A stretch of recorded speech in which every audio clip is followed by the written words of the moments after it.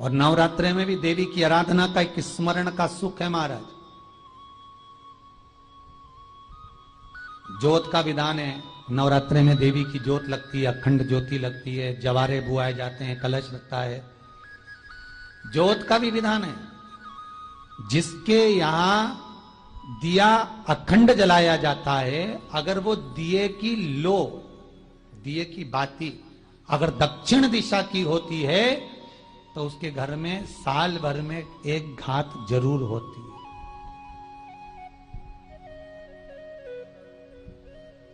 जो दिया अखंड जलता है उसकी बाती का मुख दक्षिण का नहीं होना चाहिए। अगर आपने देवी भागवत का स्मरण करा हो, देवी भागवत को अगर सुना हो, तो देवी भागवत में स्पष्ट किया गया कि पूर्व की ओर मुख करा हुआ दिया, अर्थात पूर्व की ओर ज्योत जो जलाई जाती है वो संपदा की वृद्धि करती है। पश्चिम की ओर मुख कर कर जो ज्योत लगाई जाती है महाराज, वो वैभव को देती है।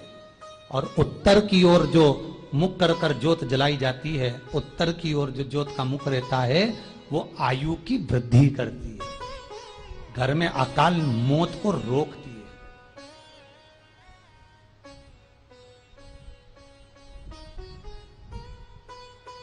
नवरात्रि का जो भाव तत्व है उसको भी अच्छे से समझ लेना। दक्षिण की ओर ज्योत ना लगाएं। अगर आपको लगाना है पूरब की लगाएं, पश्चिम की लगाएं या उत्तर की लगाएं। और जितने दिन महारानी जगदम्बा जगतधात्री दुर्गा भवानी, अब की बार माताजी घोड़े पर आई है। हर बार देवी बदल बदल के आती है, इस बार जो नवरात्रे आए वो घोड़े के आए। तो घोड़े पर जो देवी जी आती है वो समृद्धि को देने वाली आती है, लक्ष्मी की वृद्धि करने वाली आती है। जैसी घोड़े की रफ्तार होती है उस रफ्तार से लक्ष्मी घर में आती है। तो ये मत सोचना कि कोरोना महामारी ने हमको नीचे गिरा दिया या कोरोना महामारी ने रोक दिया, कमाई के स्रोत रोक दिए, धन रोक दिया। चिंता मत करना। मेरी मां जगत जननी दुर्गा भवानी अब की बार घोड़े पर आई है। साल भर में इतना धन दे देगी कि आपने पीछे के 4 साल में नहीं कमाया होगा, इतनी मेरी मां भंडार भर देगी। ये घोड़े पर आई है, कोई साधारण नहीं हो सकता। देवी भागवत में स्पष्ट किया गया, जब जगदम्बा मगर पर आती है उसका भाव अलग है, और जगदम्बा जब हाथी पर आती है उसका भाव अलग है, और जगदम्बा जब घोड़े पर आती है तो जगत को समृद्धिवान बना देती है, वैभव में कमी नहीं आती। अभी भले दुनिया के लोग अभी रोते हैं कि पैसा नहीं आ रहा, कोरोना महामारी ने सब तोड़ दिया, रोक दिया, पर चिंता ना करना। मेरी मां अगर घोड़े पर आई है तो उसका सुख आपको जरूर मिलेगा। एक जरा सी मिट्टी की दुकान भी अगर आप खोल कर बैठेंगे तो चांदी और सोना के बराबर कमाएंगे, इतना धन देगी वो मारा। साधारण नहीं है मेरी माता। तात्विक सुख का आनंद देने वाली, लाभ तत्व प्रदान करने। और नवरात्रि में भी अगर आपकी कोई कामना है, आपकी अगर इच्छा है, आपका मन है, तो जगत जननी की आराधना करो। पति और पत्नी में अगर क्लेश है तो जगदम्बा के मंदिर में मक्खन चढ़ाओ, प्रेम बढ़ जाएगा। आपको लगता है कि पति कोई अन्य स्त्री से लगा हुआ है या परिवार टूट रहा है, तलाक तक पहुंच गया है, तो माता के मंदिर में आप ध्वजा लगवाइए, उस ध्वजा पर मक्खन लगाकर लगवाइए, आपको लाभ मिलेगा। महाराज, यदि आपको लगता है कि बच्चे बहुत ज्यादा अपशब्द बोल रहे हैं, मुंह चला रहे हैं और प्रेम नहीं रख रहे, तो माता के मंदिर में लाल पुष्प, लाल चंदन और लाल चूड़ी मां को समर्पित करिए, प्रेम बढ़ेगा।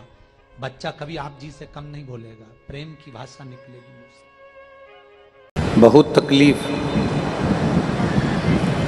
जब जिंदगी में चल रही हो उस समय पर 2 बेलपत्र और 2 पुष्प,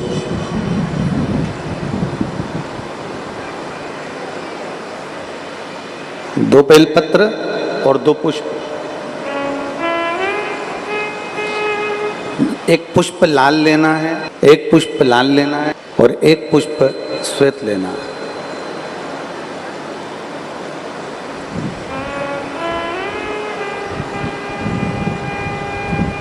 जो लाल पुष्प वाला बेलपत्र है उसको अशोक सुंदरी वाली जगह पर समर्पित करना।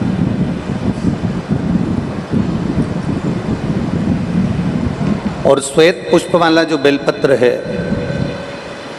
सफेद पुष्प वाला जो बेलपत्र है, उसको भगवान शंकर का जो शिवलिंग है,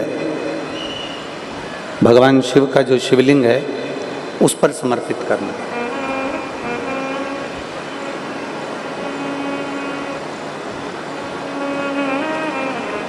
एक जो लाल बेलपत्र, लाल पुष्प का जो बेलपत्र है, लाल पुष्प वाला जो बेलपत्र है, लाल पुष्प का जो बेलपत्र है, वो बेलपत्र अशोक सुंदरी वाली जगह पर, और श्वेत पुष्प का जो बेलपत्र है वो सफेद पुष्प वाला बेलपत्र भगवान शंकर के शिवलिंग पर समर्पित कर।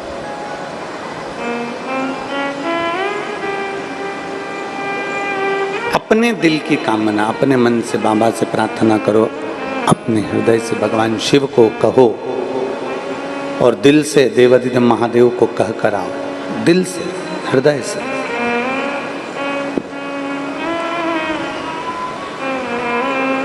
जब दिल से बाबा देवाधिदेव महादेव से कहोगे,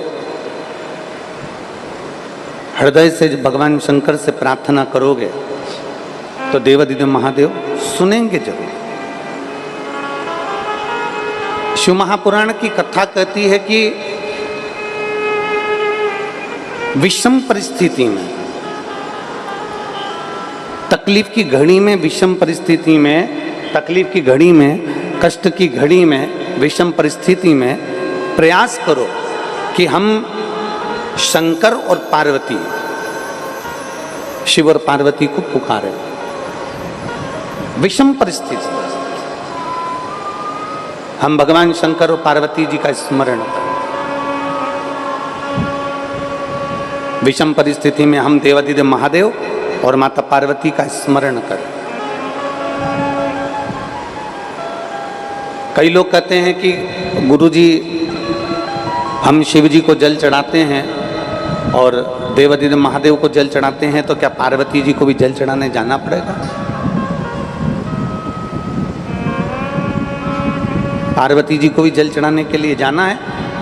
शिव महापुराण की कथा कहती है, आप अगर हृदय रखकर जड़ ध्यान देंगे, जैसे ये शिवलिंग है, ये जलाधारी है, और अगर आप हृदय रखकर, जब हम देवाधिदेव महादेव को जल चढ़ाते हैं, शंकर जी को जल चढ़ाते हैं, और वहीं जल चढ़ाते चढ़ाते आप अशोक सुंदरी वाली जगह अर्थात माता पार्वती जी का हस्तकमल और अशोक सुंदरी वाली जगह पर भी अपने जल को थोड़ी सी धार लगा देते हैं, तो शंकर और पार्वती दोनों को ही वो जल समर्पित हो जाता है। वैसे तो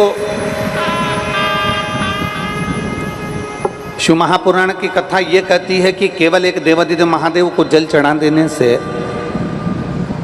शिव महापुराण की कथा कहती है केवल एक देवाधिदेव महादेव को जल समर्पित कर देने से 33 कोटि देवता, चाहे फिर उसमें गणेश जी हों, कार्तिकेय जी हों, जगदम्बा अम्बा हो, चाहे नवग्रह देवता हों, चाहे पंचलोकपाल हों, षोडश मातृका हों, 64 योगनियाँ हों, सारे देवी देवता उस शंकर भगवान के शिवलिंग में विराजमान हैं। तो शिव महापुराण की कथा कहती है, जब हम एक लोटा जल, जैसे हमने दूसरे दिन की कथा में एक बात कही थी कि अपने पितृदेव, अपने कुल देव, अपने ग्राम देव, अपने स्थान देव, अपने नगर देव, किसी भी देवता का अगर हम स्मरण कर रहे हैं और हमको नहीं मालूम कि हमारा कुल देवता कौन है, हमें नहीं मालूम हमारी कुल देवी कौन है, हमें नहीं मालूम हमारे पितृ कौन है, हमें नहीं मालूम कि हमारे स्थान देवता कौन से हैं, हमें नहीं मालूम कि हमारे खेड़े के देवता कौन से हैं, तो शिव महापुराण की कथा कहती है एक लोटा जल जब हम देवाधिदेव महादेव को समर्पित करते हैं तो सारे देवताओं को वो जल प्राप्त हो जाता है और सारे देवता मिलकर हमारा कल्याण कर देते हैं। और मैंने तेरे ही भरोसे बाबा, तेरे ही भरोसे हवा बिच उड़ती जावांगी, बाबा डोर हत्तो छटी ना में कटी जावांगी। भोले मैं तेरी पतंग, शंभू मैं तेरी पतंग, हवा बिच उड़ती जावांगी। बाबा डोर हटो छटी ना में कटी। शिव कथा कर रही है।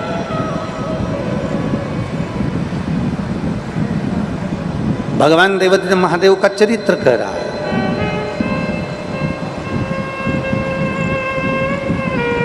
शिव महापुराण की कथा कर रही है कि जब भी हम देवादिदेव महादेव की चौखट पर पहुंचे, जब भी हम शिव महापुराण की कथा को श्रवण करने के लिए पहुंचे, जब भी हम भगवान शंकर की शरणागति में पहुंचे, तो शिव महापुराण की कथा कहती है हमारे भीतर के जो खोट होते हैं, हमारे भीतर के जो अवगुण होते हैं, हमारे भीतर के जो दोष होते हैं, शिव महापुराण की कथा कहती है प्रयास करा करो कि जब कथा सुनने जाओ तो एक मन में संकल्प लेकर जाओ कि मैं जो गलत काम करता हूँ उसमें से आज एक गलत काम शिव महापुराण की कथा में छोड़ दे रहा हूँ, उसके बाद में कभी नहीं करूँगा।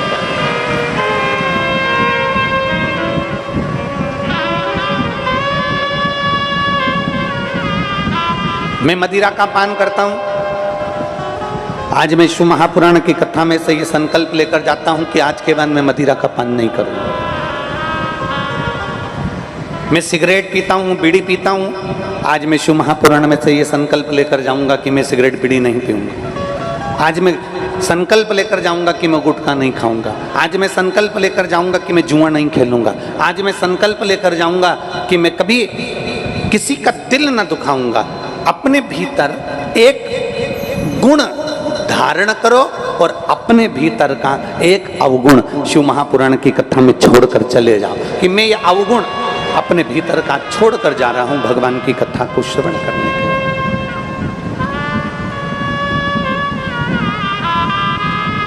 भगवान शिव की कथा श्रवण करने के बाद में मैं ये एक अवगुण छोड़कर जा रहा हूं। अपने भीतर मैं भगवान का विरल भक्ति को धारण करूंगा। मैं भगवान शिव की विरल भक्ति को अपने भीतर उतार। एक पत्र है, उस पत्र में एक बहन ने लिखा,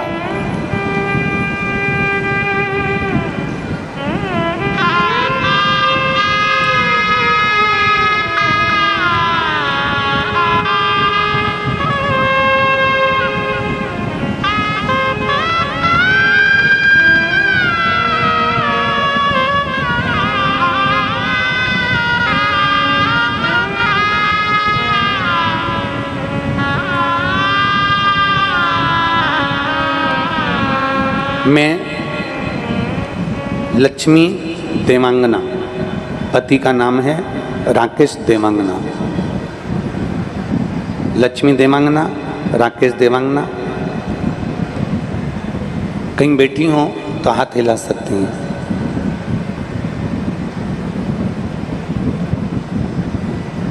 कोरोना काल से आपकी कथा सुनना प्रारंभ करा। मेरे पति नशा बहुत करते थे, घर में भी क्लेश होता था, मोहल्ले के लोग भी कहने आते थे। अब मैं करूं तो करूं क्या?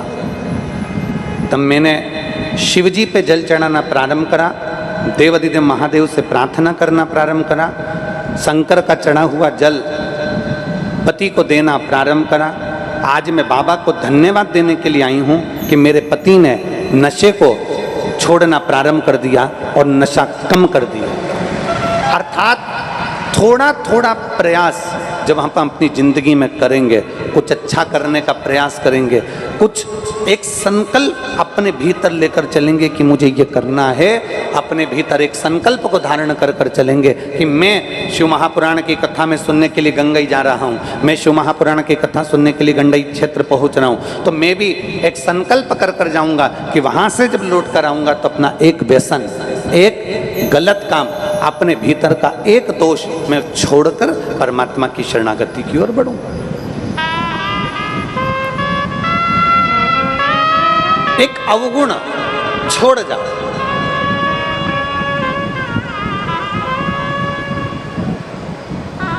और जो खुशी मिलेगी ना जिंदगी की, वो कहीं प्राप्त नहीं हो सकती।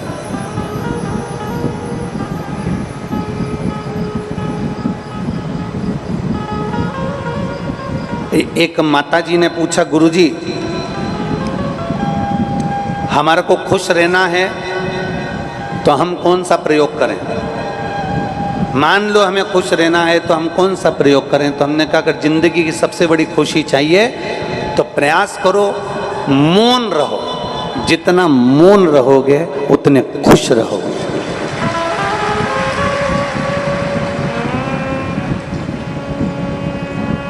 और हमारे घर में तकलीफ चल रही है, हमारे घर में कष्ट चल रहा है, हमारा मकान नहीं है, गाड़ी नहीं है, हमारे पास में दुकान नहीं है, तो मैं सोच रही हूँ कि कुछ ऐसा कर लूँ कि थोड़ा बहुत गवर्नमेंट से लोन ले लूँ, किसी बैंक से, और अपना काम निकाल लूँ, अपना काम कर लूँ। तो मैंने उस बहन से कहा, देखो मौन में खुशी है, लोन में कभी खुशी नहीं हो सकती, लोन में खुद खुशी हो सकती है। लोन में कभी खुशी नहीं हो सकती। लोन लेकर आप मकान बना लीजिए, लोन लेकर आप बंगला बना लीजिए, लोन लेकर आप विवाह कर लीजिए, लोन लेकर आप गाड़ी ले लीजिए, लोन लेकर, लोन वाले तो तैयार बैठे हैं, बैंक वाले तो तैयार बैठे हैं कि लोग किसको लोन चाहिए, क्योंकि उनको तो ज़्यादा मिलेगा। परंतु दिक्कत, शिव महापुराण की कथा कहती है, जब जिंदगी में तुम्हें लगे कि मेरे पास में धन नहीं है, मेरे पास में पैसा नहीं, मुझे गाड़ी खरीदना है, मुझे ये खरीदना है, मुझे वो खरीदना है, मुझे ये लेना है, मुझे वो लेना है, तो प्रयास करना उस समय पर मौन हो जाओ और थोड़ा भगवान शंकर की अविरल भक्ति में डूबो और अपने मेहनत को, अपने संघर्ष को, अपने कर्म को बढ़ाना प्रारंभ करो। थोड़ी मेहनत और ज़्यादा करना प्रारंभ करो। लोन लेने से अच्छा है मौन रहकर अपनी मेहनत को करना प्रारंभ करोगे तो तुम्हारी जिंदगी सुखमय होगी, खुशीमय होगी, आनंदमय होगी।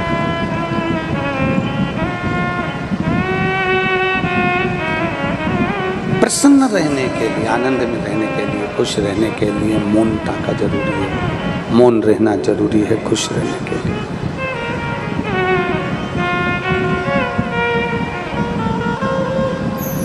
और जितनी प्रसन्नता, आप जितनी प्रसन्नता में रहना चाहते हैं, जितने आनंद में रहना चाहते हैं, दो चीजें त्याग दो अगर खुश रहना है। एक, हमें लोन नहीं लेना, और दूसरा, हम भले अचार रोटी खा लें, नमक रोटी खा लें, पर किसी का कर्जा नहीं लेना।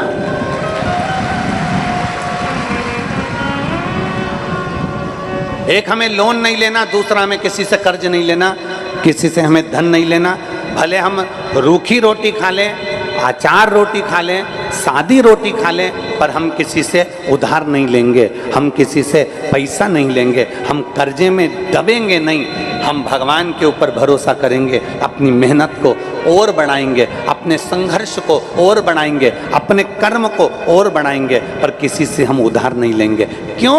शिव महापुराण की कथा कहती है, अगर शिव पुराण तो यहाँ तक कहती है, हमने पहले भी एक दो बार कथा में कहा, आप लोगों के स्मरण में है कि नहीं वो हमें नहीं मालूम, हमने पहले भी कथा में कहा कि कभी शंकर जी की कथा में जाओ, कभी तुम भगवान के मंदिर में जाओ, कभी तुम शंकर जी के मंदिर में जाओ, तुम्हारे जेब में पैसा नहीं है, तुम्हारे पर्स में पैसा नहीं है, तुम्हारे पास में धन नहीं है, पड़ोसन से मांग कर शंकर जी के मंदिर में 1 रुपया भी मत चढ़ाना। शिव महापुराण की कथा कहती है, पड़ोसन से मांग कर आरती में 1 रुपया भी मत चढ़ाना, पड़ोसन से मांग कर 1 रुपया भी तुम बिठले सेवा समिति को जमा मत करना, 1 रुपया भी तुम दान मत करना, पड़ोसन से मांग कर तुम अठन्नी भी किसी को मत देना, शंकर के मंदिर में मत देना। शिव महापुराण की कथा कहती है, हम भगवान के मंदिर में, हम भगवान की कथा में जब दूसरे से मांगते हैं और दान करते हैं तो भगवान को बुरा लगता है कि तेरा पिता यहाँ बैठा है और तू जगत के आगे हाथ फैलाता फिर रहा।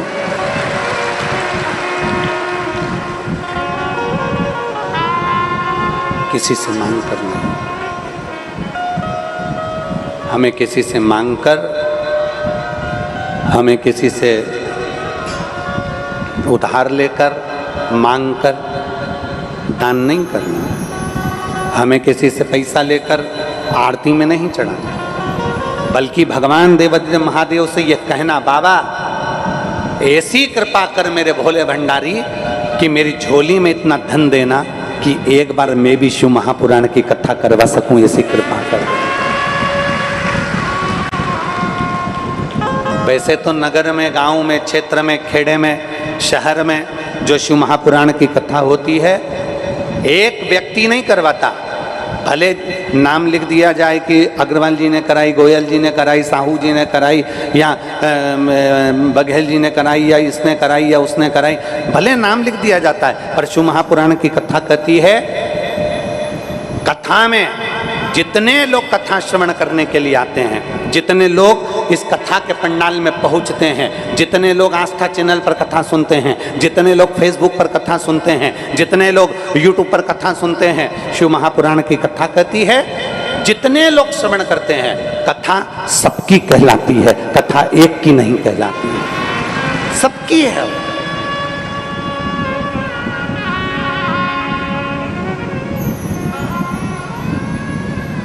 और झोली ही मेरी तंग है, तेरे यहाँ कमी नहीं, तेरे करम से हूँ यहाँ, कोई तो शे मिली नहीं, झोली ही मेरी तंग है, तेरे यहाँ कमी नहीं। शिव महापुराण की कथा कहती है, भगवान शंकर का संवाद कहता है, भगवान शंकर का चरित्र कहता है, दूसरे से मांगकर 1 रुपया भी हमें दान नहीं करना, दूसरे से मांगकर 1 रुपया भी हमें मंदिर में नहीं देना, भगवान से प्रार्थना करना। और हम रोज भोलेनाथ जी से जो प्रार्थना करते हैं वो प्रार्थना आप भी करो कि बाबा किसी स्त्री की गोदी, किसी माँ की गोद, किसी नारी की गोद कभी खाली मत रखना, और किसी पुरुष की जेब कभी खाली मत रखना। जिस नारी की गोदी खाली रहती है, जिस स्त्री की गोद खाली रहती है, उस स्त्री को बहुत सुनना पड़ता है, उस स्त्री को बहुत सुनना पड़ता है। और जिस पुरुष की जेब खाली रहती है, जिस पुरुष की जेब खाली रहती है, उस पुरुष को भी बड़े धक्के खाना पड़ते हैं, बहुत सुनना पड़ता है, बहुत अपशब्द सहन करना पड़ते हैं। एक पत्र में एक माँ ने लिखा,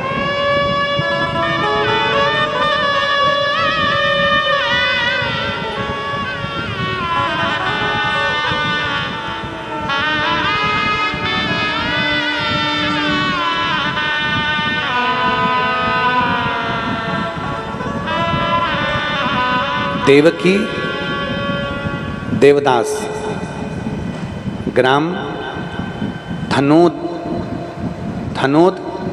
जिला दुर्ग। कहीं बैठी हैं, कहीं बैठी हों तो हाथ हिला सकती हैं, बैठी हों तो बच्चे को लेकर आ सकती हैं, अगर कहीं बैठी हों तो बच्चे को लेकर आ सकती हैं। देवकी देवदास, ग्राम धनोद, जिला दुर्ग, छत्तीसगढ़ की रहने वासी हूँ। मेरी शादी को 10 साल हो चुके थे, मुझे कोई संतान का सुख नहीं था। इस कारण अब जरा पत्र को आप पढ़ेंगे LED पर, आस्था चैनल पर, 10 साल तक मुझे संतान नहीं हुई। इस कारण हमेशा दुखी और उदास रहती थी। घर वाले और बाहर वाले हमेशा ताना देते थे। अब जरा शब्द देखिए, अभी हमने कथा में क्या कहा कि भगवान से प्रार्थना करना कि किसी स्त्री की, किसी महिला की, किसी माँ की गोद खाली ना रहे, क्योंकि अगर वो गोद खाली रहती है, अगर वो माँ की गोदी खाली रह जाती है, तो दुनिया के लोग सबसे ज़्यादा ताना स्त्री को देते हैं, सबसे ज़्यादा ताना नारी को देते हैं। आड़ा टेढ़ा कहेंगे, अपशब्द कहेंगे, ताना देंगे, गाली देंगे, बहुत आड़ा टेढ़ा बोलेंगे, तो स्त्री की गोद। और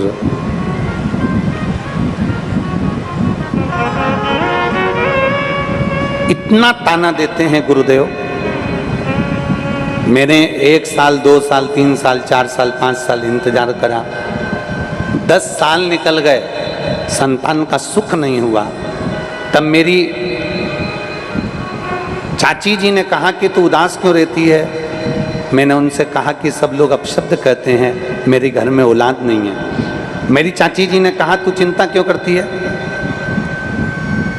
रायपुर में गुड़ियारी के अंतर्गत वो सीहोर वाला महाराज आया है, उसकी कथा चल रही है। अगर एक दिन भी तू पंडाल में पहुंच गई और तूने झोली पसार कर अगर कथा में मांग लिया तो ये पक्का है कि तेरे घर में औलाद जरूर होगी, पक्का है। मेरी चाची के कहने पर मैं गुड़ियारी गई, 1 दिन की मात्र कथा सुनी थी, बहुत भीड़ थी और गुड़ियारी की 1 दिन की कथा सुनी। गला पकड़ रहा है बाबा। 1 दिन की कथा को सुना और 1 दिन की कथा श्रवण करी और बाबा से प्रार्थना करा, बाबा तू सबकी झोली भरता है, ऐसी कृपा कर दे कि मेरी भी झोली भर दे। और बाबा ने ऐसी कृपा करी गुरुदेव, मैं क्या वर्णन करूं। मेरी चाची ने मुझे पशुपति व्रत के बारे में बताया, पशुपतिनाथ का व्रत करना प्रारंभ करा, पशुपति व्रत करना प्रारंभ करा और बाबा का प्रसाद लाती, रात्रि को खाती, शाम को। और बाबा की कृपा से 10 साल बाद बाबा ने ऐसी कृपा करी, हमने गुड़ियारी की कथा तो सुन ली, उस समय हमारा गर्भ नहीं ठहरा। समय निकल गया, कई लोग कहने लगे तेरा संतान होगी ही नहीं। हमने भी बाबा का पीछा नहीं छोड़ा, बाबा के मंदिर जाती रही, जल चढ़ाती रही और 26/5/2024 को बाबा की कृपा से मेरे घर में संतान की प्राप्ति हो गई। मैं शिव को नमन करती हूँ।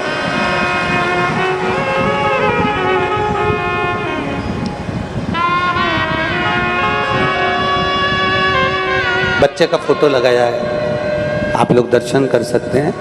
शिव तत्व की प्राप्ति, शंकर ओघड़ी की प्राप्ति, एक विश्वास, एक भरोसा, एक दृढ़ता जब हमारे भीतर एकत्रित होता है, जब एक भरोसा हमारे भीतर आता है, एक दृढ़ता हमारे भीतर आती है, एक विश्वास हमारे भीतर आता है, तो परमात्मा मिलता जरूर। थोड़ा समय लग सकता है, शिव महापुराण की कथा कह रही है थोड़ा समय लग सकता है, पर मिलेगा जो, आएगा जो, हमारा दुख काटेगा जो। कर्जा मत लो,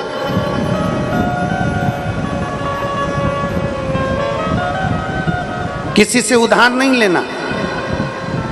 शिव महापुराण की कथा कहती है उधार लेकर हमें भगवान शंकर का भजन नहीं करना, उधार लेकर हमें आरती में पैसा नहीं चढ़ाना, उधार लेकर हमें भगवान शंकर के मंदिर में दान नहीं करना। शिव जी से प्रार्थना करना, भगवान शंकर से कहना कि तू ऐसी कृपा कर दे, तू ऐसी दया कर दे, तू ऐसी करुणा कर दे, तू ऐसी कृपा कर दे कि मेरी झोली तो खुशियों से भर दे, तो मैं भी जिंदगी में एक बार शिव महापुराण की कथा करवाऊं, ऐसी कृपा तू कर। और तेरी दया बिना न हिले एक भी अणु, लेते श्वास तेरी कृपा से तनु तनु। हे गंगाधार मुक्ति द्वार ओंकार तू, भोले ओंकार तू। आयो शरण तिहार शंभु तार तार तू। बखान क्या करूं मैं राखों के ढेर का, चपटी भभूत में है खजाना कुबेर का।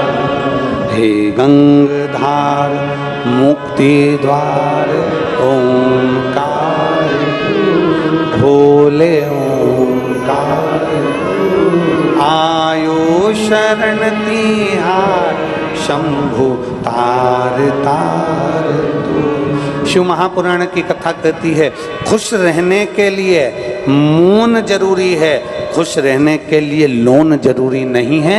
लोन लोगे तो खुशी नहीं आने वाली, बल्कि टेंशन ही टेंशन जिंदगी में आएगा। इसलिए प्रयास करना, दूसरे को देखकर अपना जीवन मत जियो कि उसके घर में गाड़ी है तो हमारे घर में आना चाहिए, उसके घर बंगला है तो हमारे घर में आना चाहिए, उसके घर में ये चीज़ है तो हमारे घर में आना चाहिए, उसके घर में ये भरा पड़ा है तो हमारे घर में आना चाहिए। प्रयास करो जैसा मेरे देवादिदेव महादेव ने जो जीवन दिया है, प्रयास करो जैसा मेरे शंकर भगवान ने अपनी जिंदगी को बनाया है, उससे सुंदर कोई जीवन नहीं हो सकता, उससे सुंदर कोई आनंद नहीं हो सकता। जाई विधि राखे राम, ताई विधि, जैसा मेरा भोलेनाथ जी रखे, जिस भाव से मेरा शंकर रखे उस भाव से रखे, जैसे शिव रखे।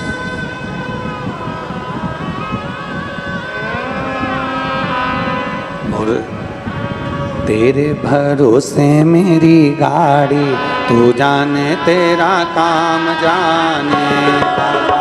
तेरे भरोसे मेरी गाड़ी, तू जाने तेरा काम जाने। बोले तेरे भरोसे मेरी गाड़ी, तू जाने तेरा काम जाने।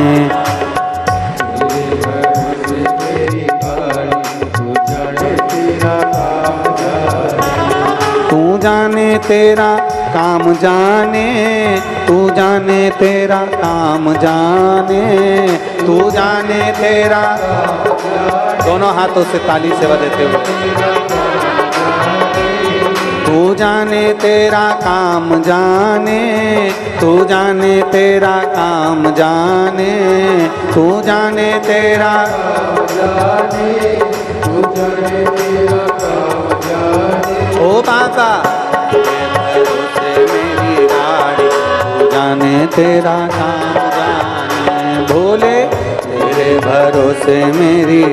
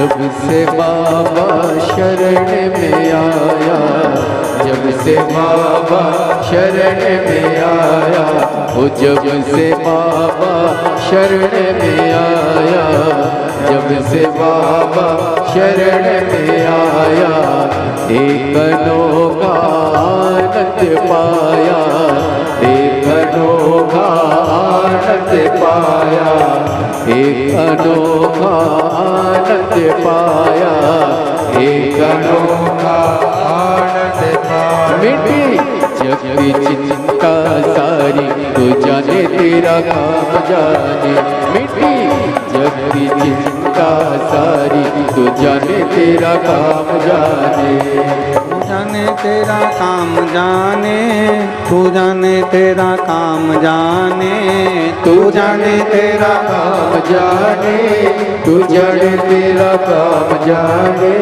तू जाने तेरा काम जाने, तू जाने तेरा काम जाने, तू जाने तेरा काम जाने, तू जाने तेरा काम जाने। ओ बाबा तेरे भरोसे मेरी गाड़ी, तू जाने तेरा काम जाने, बाबा तेरे भरोसे मेरी गाड़ी, तू जाने तेरा काम जाने।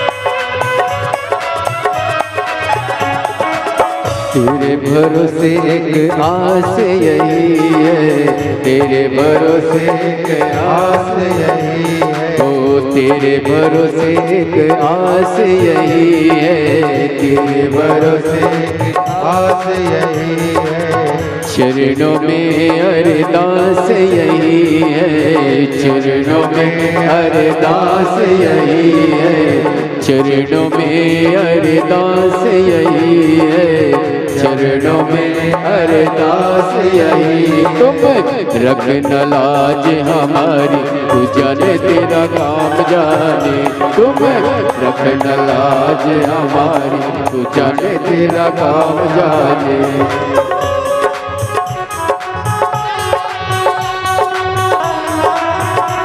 तू जाने तेरा काम जाने, तू जाने तेरा काम जाने, तू जाने तेरा काम जाने, तू जाने तेरा काम जाने, तू जाने तेरा काम जाने, तू जाने तेरा काम जाने। ओ बाबा तेरे भरोसे मेरी गाड़ी, तू जाने तेरा काम जाने, भोले तेरे भरोसे मेरी गाड़ी तू जाने तेरा काम जाने। ओ शंभू तेरे भरोसे मेरी गाड़ी तू जाने तेरा काम जाने।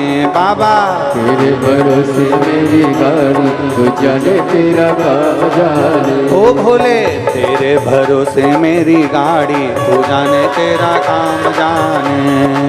तेरे भरोसे मेरी गाड़ी तू जाने तेरा काम जाने।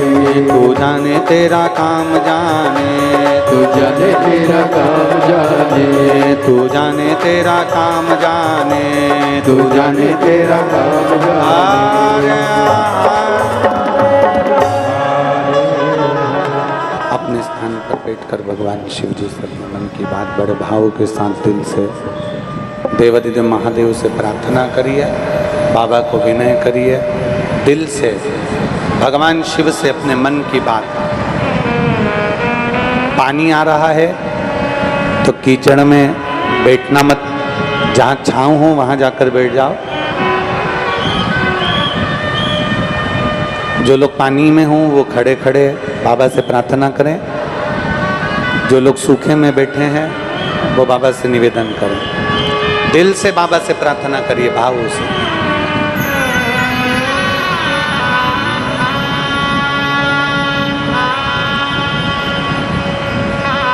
श्री शिवाय नमस्तुभ्यं। श्री शिवाय नमस्तुभ्यं। श्री शिवाय नमस्तुभ्यं। श्री शिवाय नमस्तुभ्यं।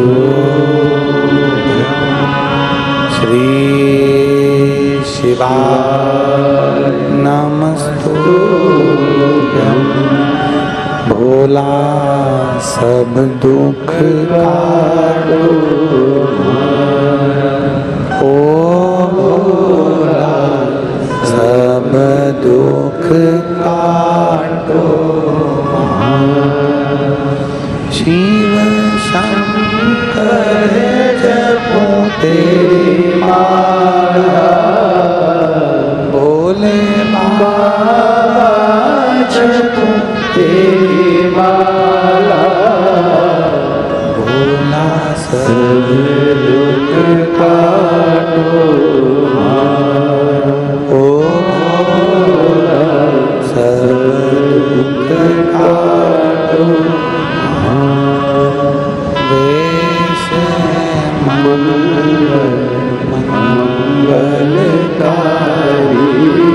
वेश मंगलकारी। शमशान वासी हमारा। शमशान वासी हमारा।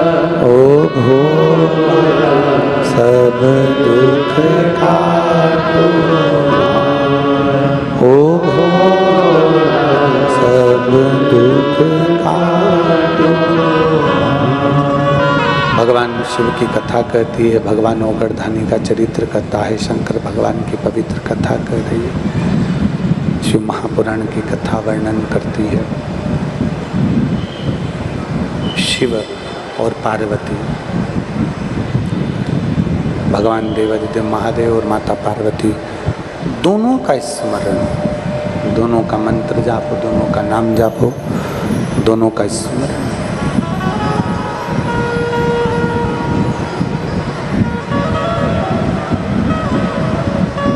शिव कथा में जाएं, भगवान ओगरदानी के पवित्र कथा के पंडाल में जब पहुँचें, कुछ अवगुण अपना उस पंडाल में छोड़ जाओ, कुछ अवगुण अपना छोड़ जाओ और कुछ अच्छा शिव महापुराण की कथा से लेकर जाओ। पार्वती ये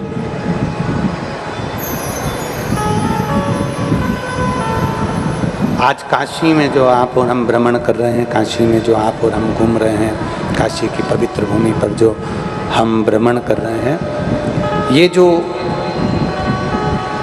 एक बुजुर्ग बैठा हुआ है जिसकी उम्र 90 से 94 वर्ष है,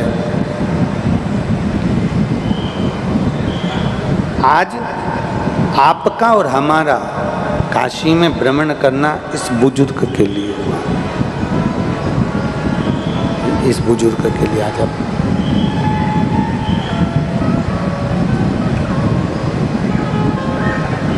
ध्यान देंगे। माता पार्वती और पिता महेश, भगवान देवाधिदेव महादेव, भगवान शंकर, करुणा करने वाले शिव, भोगदानी शंकर।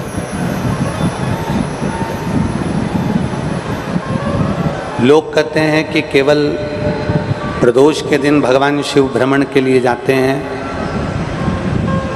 लोग कहते हैं कि सोमवार की अष्टमी के दिन भगवान शंकर भ्रमण पर जाते हैं। लोग कहते हैं कि भगवान शिव शिवरात्रि के दिन भ्रमण पर जाते हैं। शिव महापुराण की कथा कहती है, जल चढ़ाने वाले शिव भक्त के लिए, शंकर के मंदिर में एक लोटा जल चढ़ाने वाले शिव भक्त के लिए देवाधिदेव महादेव प्रतिदिन भ्रमण करने के लिए आते हैं। प्रतिदिन मंदिर छोड़कर उसके द्वार तक पहुंचते हैं। बोल बम का नारा है। प्रतिदिन मेरे देवाधिदेव महादेव अपने भक्त के उद्धार के लिए रोज पहुंचते हैं। प्रतिदिन, ऐसा कोई दिन नहीं जाता जिस दिन मेरा महादेव आपके दरवाजे पर नहीं आता। बस अंतर इतना है कि उसको पहचानने के लिए नेत्र चाहिए।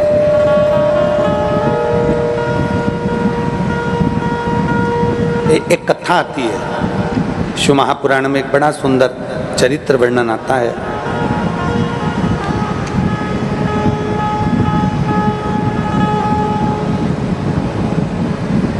एक विरथ नाम के बड़े प्रसिद्ध राजा हुए।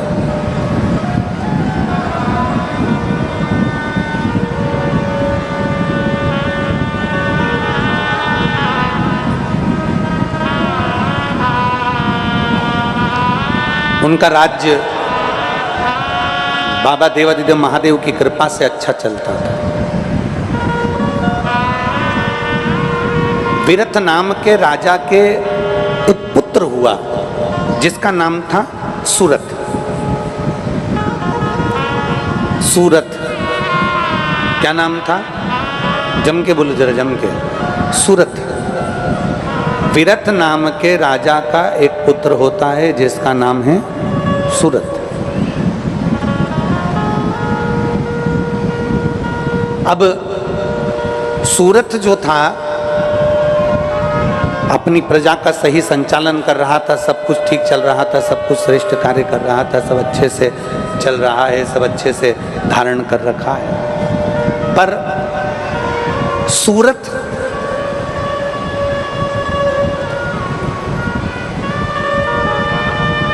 भगवान देवाधिदेव महादेव और माता पार्वती से प्रेम नहीं रखता था, स्नेह नहीं रखता था।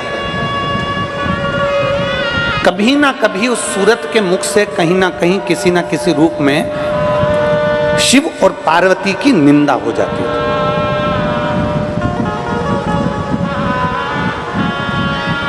शिव महापुराण की कथा कहती है, भगवान देवाधिदेव महादेव का चरित्र कहता है, बन सके तो भगवान शंकर की कथा का रसपान करिए, बन सके शिव जी के मंदिर में एक लोटा जल समर्पित करिए। शिव महापुराण की कथा कहती है, पर जिंदगी में एक बात पल्लू में गांठ बांध कर रख लो कि अगर कहीं शंकर की निंदा हो रही हो तो या तो वहां जवाब दे दो। अगर तुम्हें बन सकता है कि कोई शिव की निंदा कर रहा हो, शिव पुराण की निंदा कर रहा हो, शंकर की निंदा कर रहा हो, शिव भक्त की निंदा कर रहा हो, बन सके तो उसको जवाब दो। जवाब नहीं दे सकते तो शिव महापुराण की कथा कहती है उस निंदा वाली जगह से उठकर चले जाओ, तो उससे बढ़कर कोई पुण्य नहीं।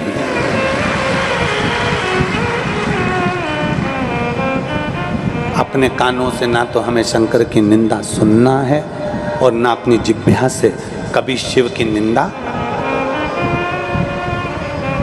कभी नहीं करना।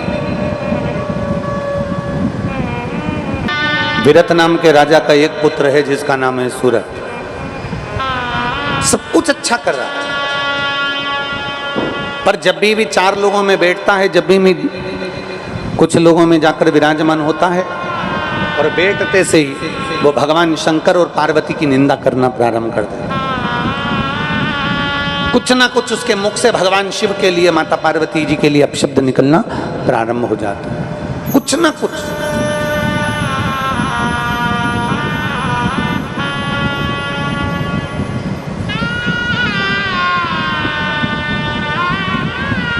शिव जी का तो कभी कभी सम्मान कर भी देता है, पर माता पार्वती जी का सम्मान नहीं कर पाता वो, माता पार्वती जी का आदर नहीं कर पाता वो, माता पार्वती जी का सत्कार नहीं कर पाता वो।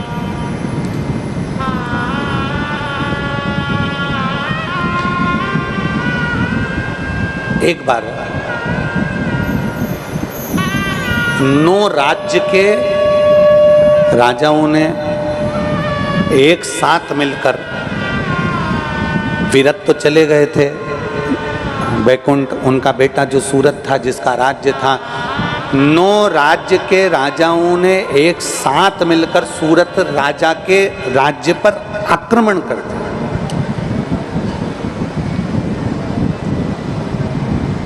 कितने राज्य के राजाओं ने? 9 राज्य। अब 9 राज्य के राजाओं ने जब सूरत पर आक्रमण किया, 9 राज्य के राजाओं ने जब सूरत के राज्य पर आक्रमण किया, सूरत लड़ा, युद्ध किया, हार गया, दूसरी जगह चले गया।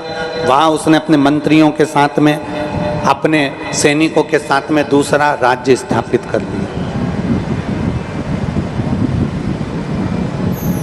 अब दूसरा राज्य स्थापित कर रहने लगा। पहले राज्य को 9 राज्य के राजाओं ने इसलिए आक्रमण कर जीत लिया क्योंकि ये शिव और पार्वती की निंदा में लगा रहता था। अब दूसरा राज्य का निर्माण करा, दूसरे राज्य का निर्माण करता है और दूसरा राज्य निर्माण कर वहां पर भी यही काम कर रहा है, वहां पर भी निंदा कर रहा है।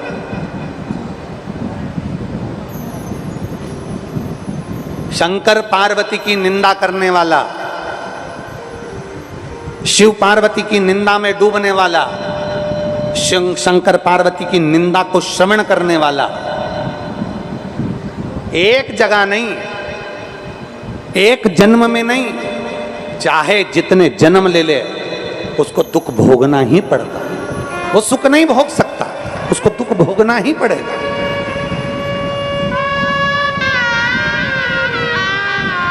विरत राजा का बेटा सूरत ने एक राज्य पूरा चले गया, एक राज्य पूरा समाप्त हो गया। एक राज्य पूरा के पूरा जब चले गया, एक राज्य जब पूरा के पूरा समाप्त हो गया, तब दूसरे राज्य का निर्माण करा।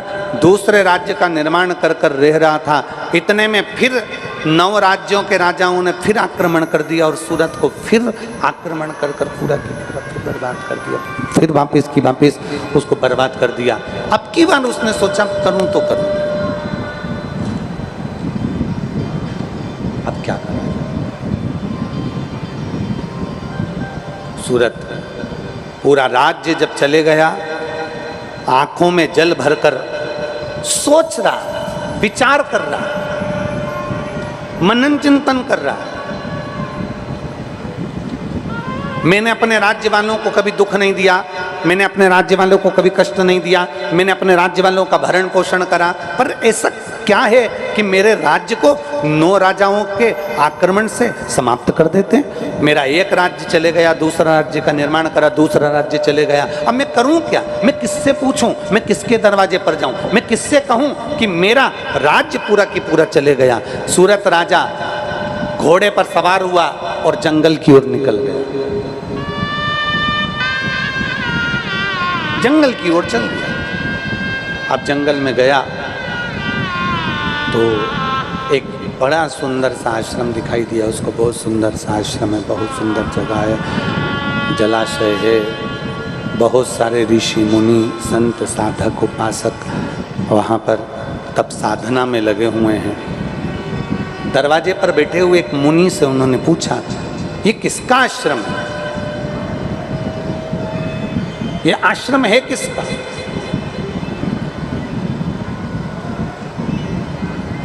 मुनि बोले, ये मुनि मेधा का आश्रम है। मेधा मुनि का आश्रम? हाँ। क्या मुझे गुरुजी का दर्शन हो जाएगा? क्या मुझे गुरुजी के दर्शन हो सकते हैं? क्या मैं गुरुजी के चरणों को प्रणाम कर सकता हूँ? क्या मैं गुरुजी को नमन कर सकता हूँ? मुनि मेधा से मैं क्या मिल सकता हूँ? सूरत बार बार विनती करते रहे, पर मुनियों ने मुनि मेधा से राजा सूरत को नहीं मिलवाया। 3 दिन तक राजा सूरत वहाँ रहे। 3 दिन रहते रहते रहते रहते एक दिन क्या हुआ, एक कोई वैश्य, एक कोई बनिया उस मुनि मेधा के आश्रम में आ गया।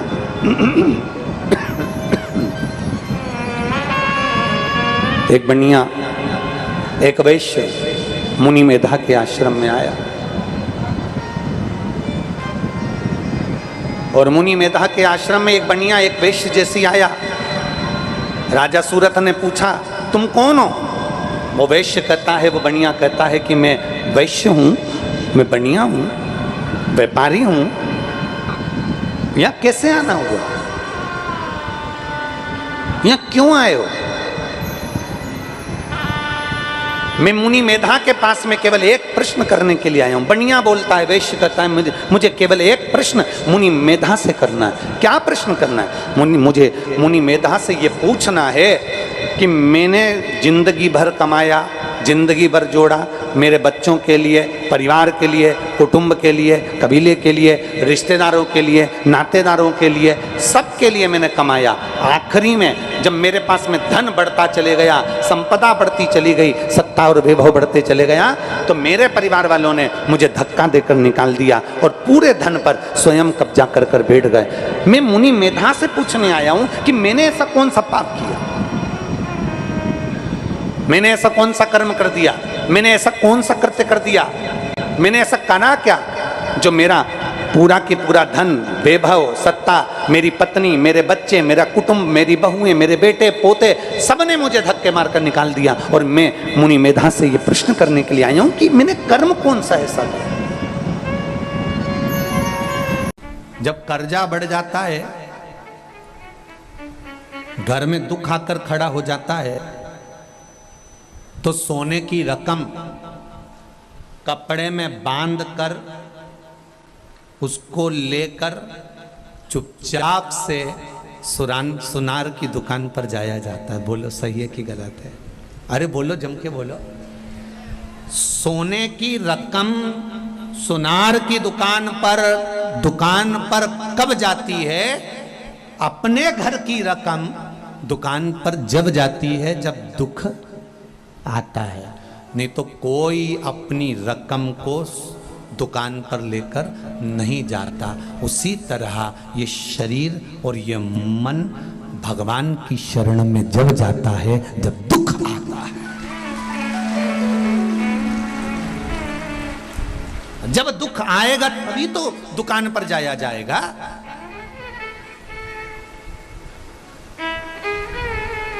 सोने की रकम, घर की रकम, अलमारी की रकम सुनार के यहां ऐसे नहीं जाती है, दुकान पर ऐसे ही नहीं पहुंच जाती है। अपने घर की रकम अगर दुकान पर जा रही है तो समझना कि दुख कितना बड़ा होगा। अपने घर में रखा हुआ सोने की चेन, अंगूठी, मंगलसूत्र, हाथ की चूड़ियां अगर जा रही है दुकान पर तो विचार करना कि दुख कितना बड़ा होगा, तकलीफ कितनी बड़ी होगी। जो रोता हुआ आंख में आंसू भरकर दुकान पर लेकर गया। दुकानदार ने कहा, सेठ जी तुम ये क्यों लेकर आ गए? ये तो भाभी के हाथ की चूड़ी दिख रही है, ये तो मम्मी के हाथ का अड़ा दिख रहा है, तुम इसको लेकर क्यों आ गए? तो उसने कहा, बहुत दुखी हूँ, बहुत तकलीफ में हूँ, इसलिए घर की रकम को लेकर आया हूँ दुकान पर, कि ये रकम अगर दुकान पर आएगी थोड़ा सा पैसा मिल जाएगा तो कर्जा चूक जाएगा। घर की रकम दुकान पर जब जाती है, जब बहुत अति हो जाती है, दुख आ जाता है, तब वो रकम दुकान पर पहुंचती है। उसी तरह ये आत्मा, ये शरीर, ये मन भगवान शंकर के पास जब जाता है तो बहुत दुख खड़ा हो जाता है कि अब ये इसको देना जरूरी है, ये सुधार सकता है, ये दुख मिटा सकता है, कुछ इस आत्मा को, इस चित्त को, इस मन को, इस वृत्ति को ये संभाल सकता है। मैंने तेरे ही भरोसे, ओ बाबा तेरे ही भरोसे, हवा बिच उड़ती जाऊंगी, बाबा डोर हथों छड़ी में कटी जाऊंगी। इसलिए आपसे कहते हैं कि शंकर जी के मंदिर जाते रहो, भगवान शिव को एक लोटा जल चढ़ाते रहो, शंकर भगवान को एक चावल का दाना चढ़ाते रहो, शिव के मंदिर में एक बेलपत्र चढ़ाते रहो, बेलपत्र ना मिले तो शंकर जी की उठाकर धोकर फिर चढ़ा दो, पानी ना मिले तो 3 बार ताली बजा दो, वो भी ना मिले तो शंकर के दरवाजे पर जाकर थोड़ा सा मुस्कुरा दो, भगवान शिव को लगेगा रोज आती है और मुस्कुरा के जाती है। पार्वती जी कहेगी मुस्कुरा इसलिए रही है कि 2 बार तो पशुपति व्रत कर लिए, रोज सोमवार का व्रत करती है, इसके बाद भी दुख नहीं कट रहा तो तुम्हें चिढ़ा कर जा रही है। शंकर जी कहेंगे अब इसका दुख मिटाना पड़ेगा, मुस्कुरा उसके दरवाजे पर जाकर, उससे कहो तो दिल की बात। इस शरीर को लोग कहते हैं आपके गुरुजी ने कहा कि भगवान से कुछ नहीं मांगना चाहिए, पर हमारी तो शिव महापुराण की कथा कहती है जो कुछ भी मांगना संसार से मत मांगना, उस उघड़तानी से मांगना, जो दुनिया को देता है वो तुम्हें दे। आपके गुरुजी ने कहा भगवान से कुछ मत मांगो, पर हमारी शिव पुराण तो कहती है कि किसी से मत मांगो पर उससे मांगो, वो तुम्हारा बाप है, जगत का बाप, जगत का पिता, देव अधिदेव महादेव है, उसके पास चले जाओ दिल से।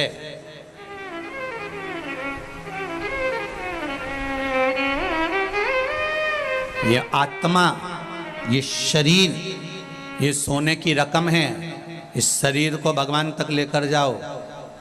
दुख जब आता है तभी रकम दुकान पर जाती है, तो ये शरीर भी जब ही जाना चाहिए परमात्मा के द्वार। अब बहुत गंदा हो गया, बहुत तकलीफ में हूँ, कहाँ जाऊँ? सारी दुनिया में भटक कर देख लिया मैंने, कोई कहता है ये करो, कोई कहता है वो करो, कोई कहता है ये करो, कोई कहता है वो करो। जब देखो, जब यूट्यूब खोलो, फेसबुक खोलो, तो कहीं ना कहीं का महाराज मिल जाएगा बताता हुआ ये कर लो वो कर लो। अब कहीं नहीं जाऊंगी, अगर जाऊंगी तो एक लोटा जल लेकर शंकर के पास जाऊंगी, क्योंकि इस जल चढ़ाने में ना ढोंग है, ना प्रपंच है, ना छल है, ना बेईमानी है, ना किसी का मन दुख है, ना अपना मन दुख है। अपन शिव के भरोसे बस उसके सहारे पर एक लोटा जल चढ़ा कर आऊंगी और उससे कह कर आऊंगी कि मैं तेरे भरोसे पर, तेरे भरोसे।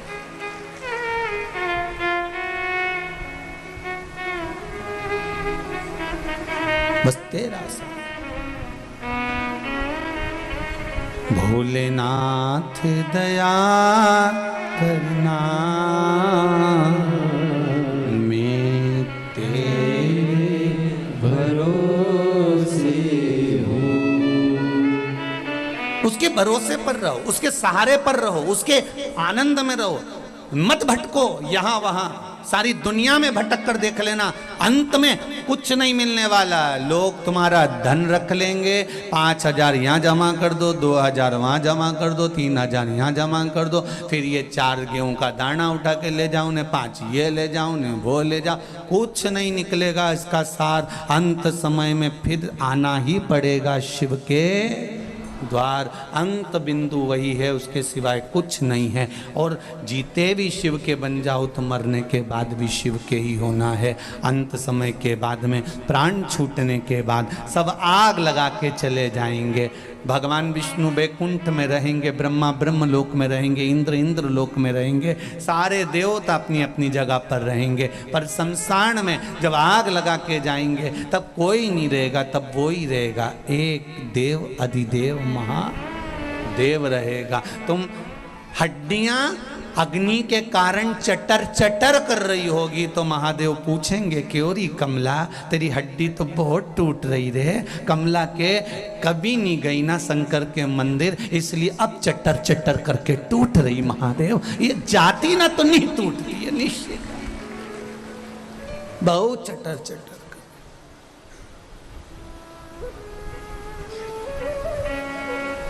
जिंदा हो तब तक मोबाइल पे डीपी बदलते रहो, मरने के बाद तो एक फोटो फिक्स लगा रहेगा, फिर डीपी बदल ही नहीं पाओ।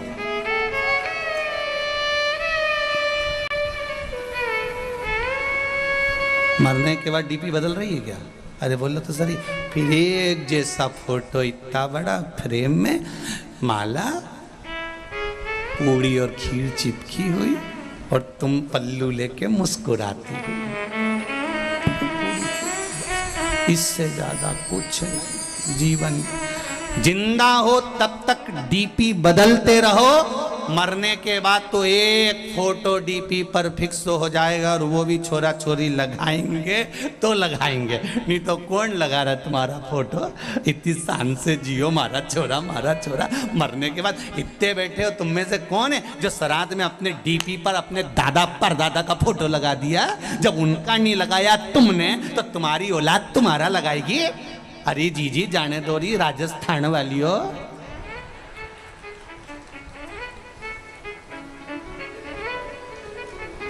कोई नहीं याद करे, फालतू की बात। जब चले जाओ तो लोग बूंदी और सेव चढ़े खूब खाए, पर कोई नहीं याद करे। कौन याद करेगा? जिंदगी है, अलमस्त होकर जियो, रोके नहीं, खुश होकर जियो। इतनी प्रसन्नता का जीवन जीना कि दुख है और बहुत चेहरे पर स्माइल है, तो लोग भी, परिवार वाले भी कहेंगे कितनी दुखी थी, कितना कर्जा है, कितनी तकलीफ में है, तो भी कितनी मुस्कुरा रही है। पूरे परिवार वालों को तुम्हें देख के टेंशन हो जाएगा कि इतना दुख होने के बाद ये हंस क्यों रही है। उनकी रोटी नहीं भाएगी, उनको आधा खा के छोड़ देंगे कि ये मुस्कुरा क्यों रही है। कारण क्या है इसके मुस्कुराने का? इतना दुख होने के बाद, इतना कर्जा होने के बाद, इतनी तकलीफ होने के बाद, शरीर में इतना कष्ट होने के बाद भी जब देखो, जब खजूर वाली चोटी करके खूब जोरदार दिखे तो भगवान कहते मुस्कुराते रहो, चेहरे पर प्रसन्नता होना चाहिए। आग लगे बस्ती में, आवाज नहीं आई है जरा के बोलो, आग लगे बस्ती में और अपन रहो मस्ती में। क्या किसको रोइए, चादर तान के सोइए। अपने को क्या करना कि कौन क्या कह रहा है, कौन क्या बोल रहा है, वो बोले तो बोलने दो, आड़ा टेढ़ा बोले तो बोलने दो। हम तो बहुओं से भी कहते हैं, तुम्हारी सास कुछ भी बोले वो बोलती रहे, बोलने दो। तुम तो भजन गाओ ना, तुम तो भजन, वो गाली दे, तुम श्री शिवाय। बस सास को ऐसी देख के 2-4 बार बोल दो, श्री शिवाय। सास भी बोलेगी कुछ जादू कर रही है क्या? बस इतना तो वो बोले कि जादू कर रही है। कहना पता नहीं, मुझे तो नहीं मालूम, पर इस मंत्र में जादू हो सकता है। तभी तो महाराज व्यासपीठ से बोले और लोग लाखों की संख्या में मोबाइल और फेसबुक पर सुनते रहे। इस मंत्र में कुछ तो होगा, ये निश्चित है। जपो श्री शिवाय नमस्तुभ्यम। ये जिह्वा से जितनी बार निकलता है शिव महापुराण में अभी अभी कुछ समय पहले 1-2 महीने पहले इंदौर में कथा थी, लोगों ने बहुत ऑब्जेक्शन लिया, ये श्री शिवाय नमस्तुभ्यम कहाँ से आया, ये कोई मंत्र है क्या, ये कोई साधना है क्या, लोगों ने खूब ऑब्जेक्शन लिया। उसके बाद में लोगों ने जब शिव पुराण में देखा, शिव पुराण में जब देखना चालू करा तो शिव पुराण में लिखा था विद्येश्वर संहिता में कि इस मंत्र को बोलने वाले का केवल मुख का दर्शन कर लो तो काम हो जाता है, उसमें लिखा है। जब लोगों ने इस मंत्र का ऑब्जेक्शन लिया कि ये मंत्र क्यों, श्री शिवाय नमस्तुभ्यम कहाँ लिखा है, इस मंत्र का क्या प्रयोग होता है, इसको क्यों जपा जाए, जब लोगों ने इसको जब जनमानस में भेज दिया कि ये तो सियोर वाला महाराज ने बनाया मंत्र, ये तो फालतू का है, ये तो होना ही नहीं चाहिए, ये तो ऐसा नहीं होना, तब लोगों ने फिर पुराण में ढूंढा कि आखिर लिखा कहाँ है। तब इनने ढूंढा तो उसमें लिखा हुआ आ गया कि इस मंत्र का जप करने वाला व्यक्ति इसको केवल मुंह से बोल भी ले और उसका चेहरा भी देख लो तो ही मनुष्य का सब कार्य सफल हो जाता है। तो फिर बोलने में अपना क्या जाता है, प्रेम से बोलो श्री शिवाय नमस्तुभ्यम।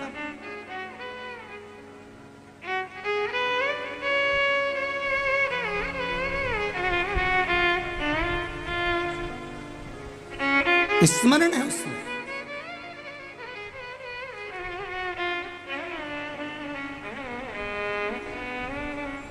लोगों का काम है भरमाना, लोगों का काम है भटकाना, पर शिव महापुराण कहती है आपको भटकना नहीं, आपको शरणागति लेना। शरणागति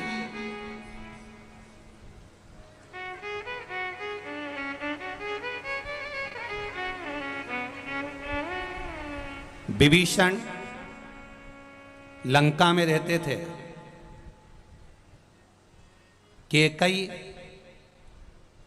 अयोध्या में रहती थी।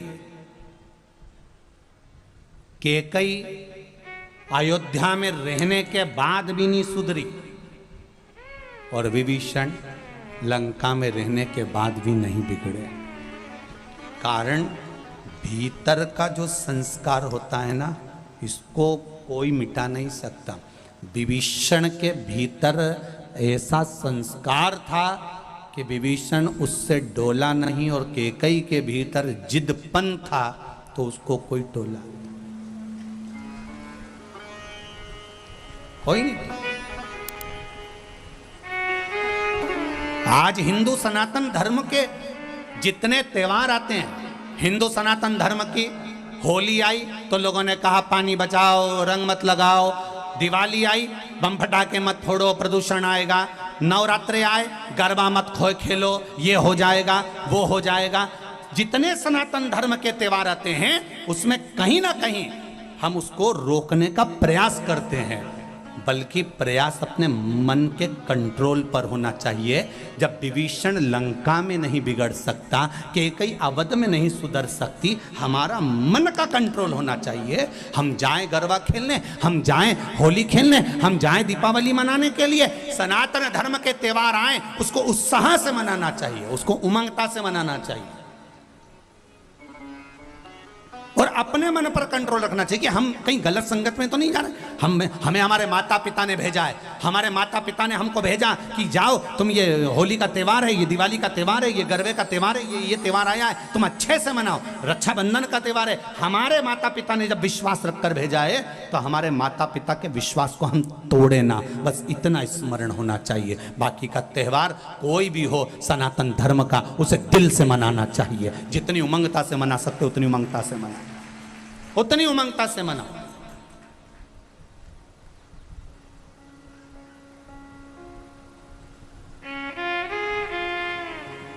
प्रसन्न चित्तता में मनाइए, अपने जीवन को आनंद में जियो।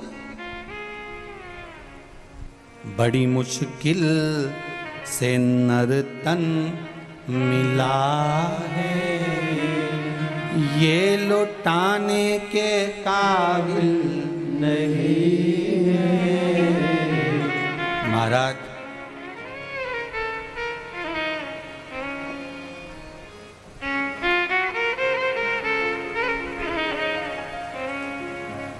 तिरासी लाख 99,999 जन्म फालतू के मिलते हैं। उसके बाद मनुष्य का जन्म है 84 लाख हुआ। कितने जन्म निकल गए इससे पहले बोलो जरा? 83,99,999 जन्म। कभी मच्छर बने थे, कभी जुआ, कभी खटमल, कभी झिंगुर, कभी कीड़ा, कभी जलचर, कभी थलचर, ना जाने कितने कितने जन्म। 83,99,999 जन्म तो ये जीव जंतु के मिले थे। आखिरी का जन्म है 84 लाखवां जन्म। कौन सा? अरे बोलो जम के, मनुष्य का। और 84 लाखवां जन्म, और इसके बाद भी कोई गारंटी नहीं रही जीजी कि अपन वापस मनुष्य बन जाएंगे। वापिस मनुष्य बने ये कोई भरोसा नहीं। अगर दूसरे का पैसा खाकर मर गए तो अगला जन्म भैंस का मिलेगा, और भैंस का जन्म मिलेगा, और जिसका पैसा खाकर मरे उसी के घर में दूध देना पड़ेगा, और वो नोच नोच के निकालेंगे। नोच खूब रोगी तुम भी कि हमने कौन सा पाप किया था जो इस सेठ जी के यहाँ सारा दूध देना पड़ रहा है। तो दूसरी भैंस समझाएगी तुम्हारे मोहल्ले की पड़ोसन, अरे अपन इसका खा के मर गए थे इसलिए निचोड़ निचोड़ के दे रहे जब तक कर्जा पूरा नहीं हो जाए। खूब झूठ बोलेंगे, अपशब्द बोलेंगे तो अगला जन्म मेंढक का मिलेगा। जितना अनसन बोलेंगे तो हम तुम तो मेंढक बन जाएंगे, तुम मेंढकी बन जाओगे। बोलते रहो जीवन। एक जन्म 83,99,999 के बाद जो मिला है ये मनुष्य का शरीर बड़ा विचित्र है। अंतिम बिंदु है, आखिरी। और इसमें इतना हमें फालतू के प्रपंच में नहीं पड़ना। घर में रहो, परिवार में रहो, कितना भी झगड़ा हो, कभी लड़कर अपने मायके नहीं जाना, कभी लड़कर मत जाओ। इनकी छाती पे मुंह धलो पर मत जा। नहीं जाऊंगी जा। कोई कितना ही झगड़ा करे, सास कह भी देते हो तो तू तेरे पिताजी के पास जा, तू अपने बाप के घर जा। नहीं जाऊं मैं तो शादी करके यहीं है, और यहीं रहो। और जितना ज्यादा लड़ाई झगड़ा हो उतनी जोरदार रोटी में घी डाल के खाओ, क्योंकि लड़ने के लिए फिर एनर्जी भी तो चाहिए। तो तुम तो अच्छा खाओ और फिर दूसरे दिन तैयार होके फिर बैठ जा। ला पर नहीं जाऊंगी मायके तो नहीं जाऊंगी जा। पहले का जमाना था कि लड़के मायके चले जाते थे, नहीं जाऊं मैं तो जा। सियोर वाला महाराज ने मना करा, साला सरजी में बोला था मैं नहीं जाऊंगी। वो कितना ही कह कि मैं तेरा सामान रख दूं, पैक करके छोड़ जाऊं, नहीं जाऊंगी जा। और अगर वो बाहर छोड़ भी दे तो शाम को जब गाय भैंस अपने घर जाए तो उसकी पूंछ पकड़ के अंदर चली जाओ। और वो बोले क्यों आई? कि ना मैं तो आई नहीं रही थी, भैंस लिए आई। मैं थोड़ी ना रही, तुम तो पहुंच जाओ।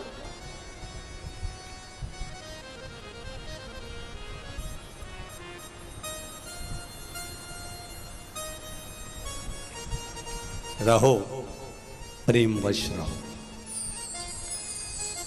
नियम ले लेना कि अब अपना 83,99,999 जन्म के बाद ये मनुष्य की देह मिली है, रोकर नहीं निकालूंगी, खुश होकर निकालूंगी। बीमारी आई है, रोग आया है, तकलीफ आई है, थोड़ा कर्जा हो गया है, टेंशन आ गया है, कोई बात नहीं। हर बात में एक बात को याद रखना कि मेरा देव अधिदेव महादेव मेरे साथ है, सब चिंता वो मिटा देगा। मेरा बालाजी सरकार बैठा है, सब टेंशन मिटा। क्यों सोच?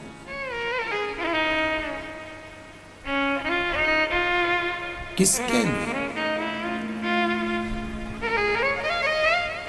महाराज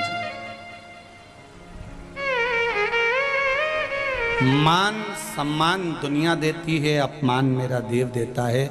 इसलिए देता है कि वो अपनी ओर उसको मोड़ लेता है। थोड़ा थोड़ा कोई कभी आड़ा टेढ़ा बोल दे तो गुस्सा नहीं होना, बहुत सोचना कि भगवान ने अपनी ओर खींचा।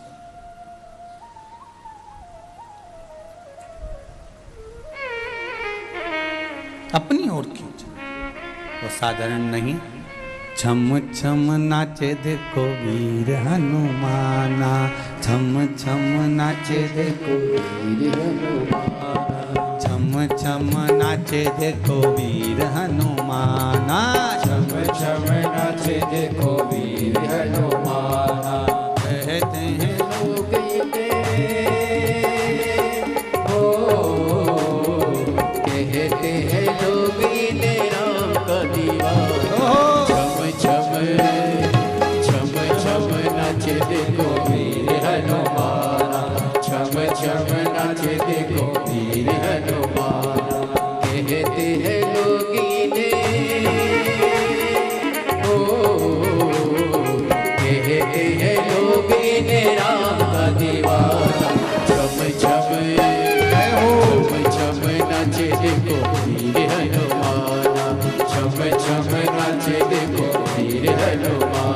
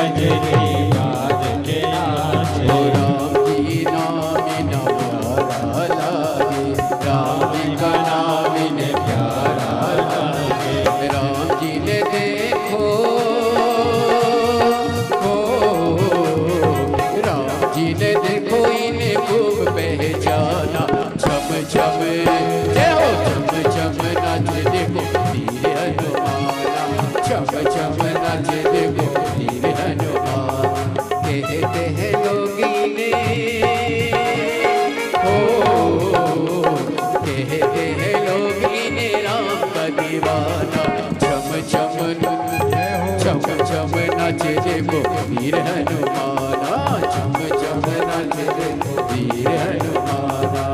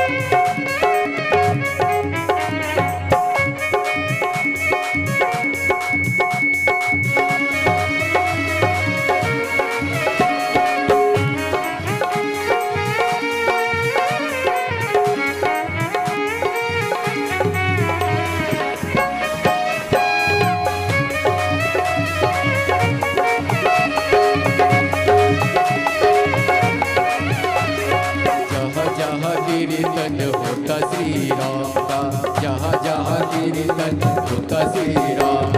लगता है पहरा हनुमान का, लगता है पहरा हनुमान का। ओ राम जी के चरणों में, ओ राम जी के चरणों में इनका ठिकाना।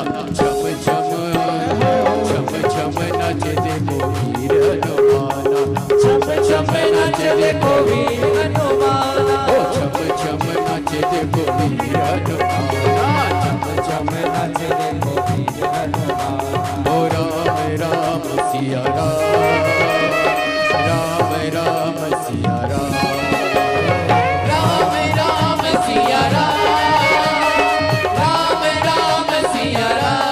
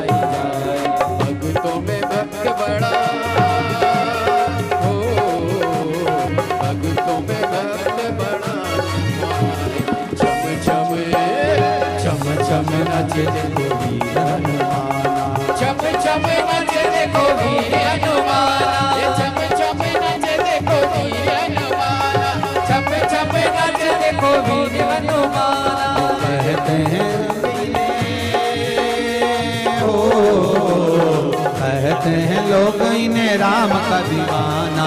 चम चम चम चम नाचे देखो वीर हनुमान, चम चम नाचे देखो वीर हनुमान। ओ चम चम नाचे देखो वीर हनुमान, चम चम नाचे देखो वीर हनुमान। चम चम नाचे देखो वीर हनुमान, ओ चम चम नाचे देखो वीर हनुमान। रामचंद्र भगवान हर हर महादेव है। अपनी जगह पर बैठकर भगवान शंकर के मूल मंत्र का स्मरण करेंगे। भगवान शिव के मूल मंत्र का जाप स्मरण करें। श्री शिवाय नमस्तुभ्यं, श्री शिवाय नमस्तुभ्यं, श्री शिवाय नमस्तुभ्यं, श्री शिवाय नमस्तुभ्यं, श्री शिवाय नमस्तुभ्यं। भोला सब दुख काटो मारा, ओ भोला सब दुख काटो मारा। शिव शंकर जपो तेरी माँ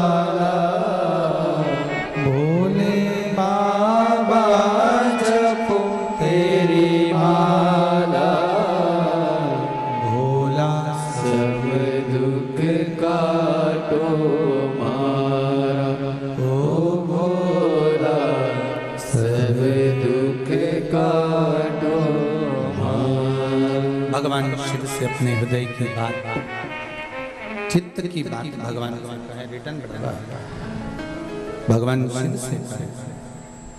जब दिल से, हृदय से, चित्त से हम भगवान को कुछ कहते हैं, भगवान सुनता, स्वीकार करता है वो।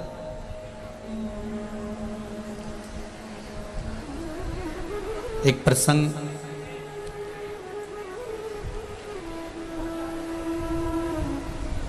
बड़ा सुंदर शिव महापुराण में आता है।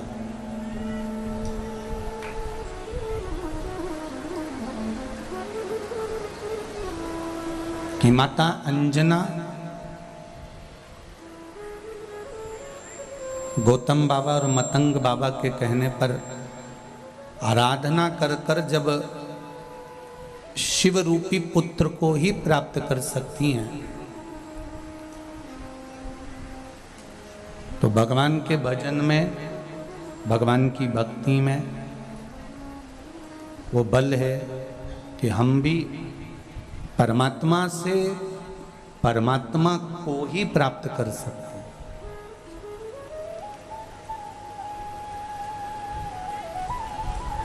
ये नहीं है कि परमात्मा हमसे दूर है, हमारे भीतर जो है वो आत्मा है। विश्वास के बल पर हम जिसको प्रकट कर लें वो परमात्मा है।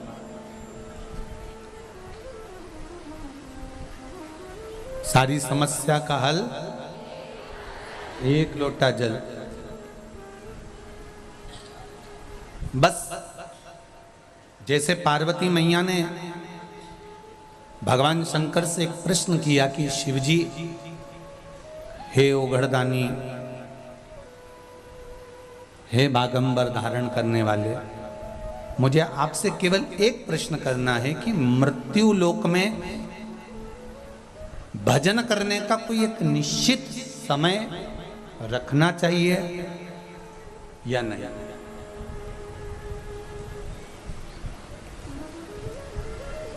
कई लोग कहते हैं हम सवेरे 9 बजे पूजन करने बैठते हैं।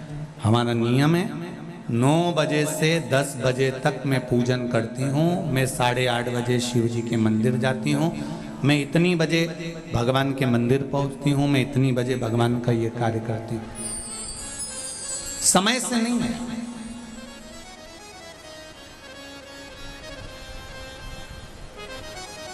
दो बहनें थी, घर में चक्की नहीं थी।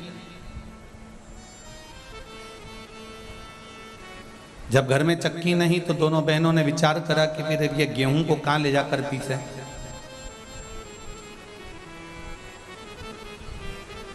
किसी पड़ोसी के यहां गए।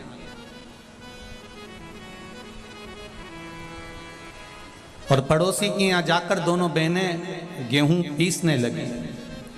एक बहन उसमें से गेहूं का दाना उठाती है, खाती है, पीसती रहती है। दूसरी देख रही है, पहली उठाती जाए, खाती जाए, पीसती जाए। किसी किसी की आदत रहती है कि वो गेहूं या बाजरा या जौ कुछ भी पीसते पीसते मुंह में का दाना पटक लेती है, खाती जाए। अब एक बहन तो मुंह में डालती जाए, खाती जाए, पीसती जाए। दूसरी मना कर रही है, क्यों पागल जैसे काम कर रही है। जब आटा पिस जाएगा, गेहूं का आटा हो जाएगा, तब घर पर चल के रोटी बना के खाएंगे। अभी तो मुंह में डाल रही है, अच्छी बात सुनी ना। क्या कर रही है ये? बार बार बार बार बार बार बार बार एक एक दाने को उठाकर मुंह में डालती जा रही है। समझाए।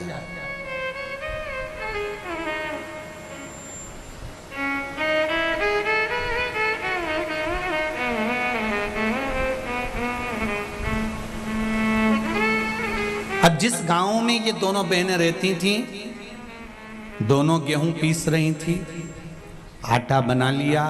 एक खाती रही, पीसती रही, दूसरी उसको समझाती रही। उसी गांव में कबीरदास जी रहते थे।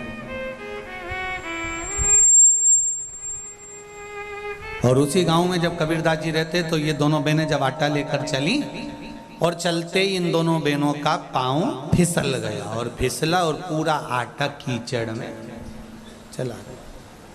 अब आटा कीचड़ में गया, कबीरदास जी ने वहीं खड़े होकर बोल दिया, आटो पड़ो कीच में कछु न आयो हाथ, पीसत पीसत चबायो सोई निभायो साथ। अब कबीरदास जी लिख रहे हैं कि आटो पड़ो कीच में और कछु ना आयो हाथ, और पीसत पीसत जो चबायो वही दियो साथ। शिव महापुराण में यही कह रही है कि भगवान के लिए अलग से समय निकालने की जरूरत नहीं है। अपनी चलती हुई जिंदगी में, चलती हुई चक्की में, चलते हुए समय में भगवान के नाम का दाना मुख में डालते चलो, कब जीवन निकल जाएगा और ये जीवन कब खप जाएगा, कोई भरोसा है क्या? और कई लोग इंतजार में बैठे हैं, अभी तो बचपन है, जवानी आएगी जब भजन करेंगे। अभी जवानी है, अधेड़ी आन दो जब भजन करेंगे। अभी अधेड़ी है, बुढ़ापा आन दो जब भजन करेंगे। उम्र का तुम्हारे को मालूम है कि तुम इतने साल में ही मरोगे? कोई जीवन का ठिकाना है क्या कि कब मर जाओगे?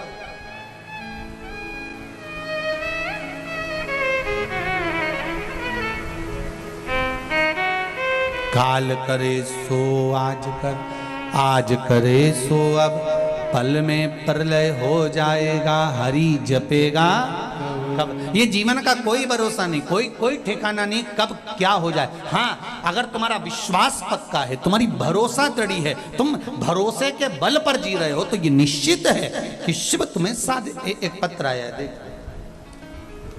आज पत्र बहुत सारे हैं।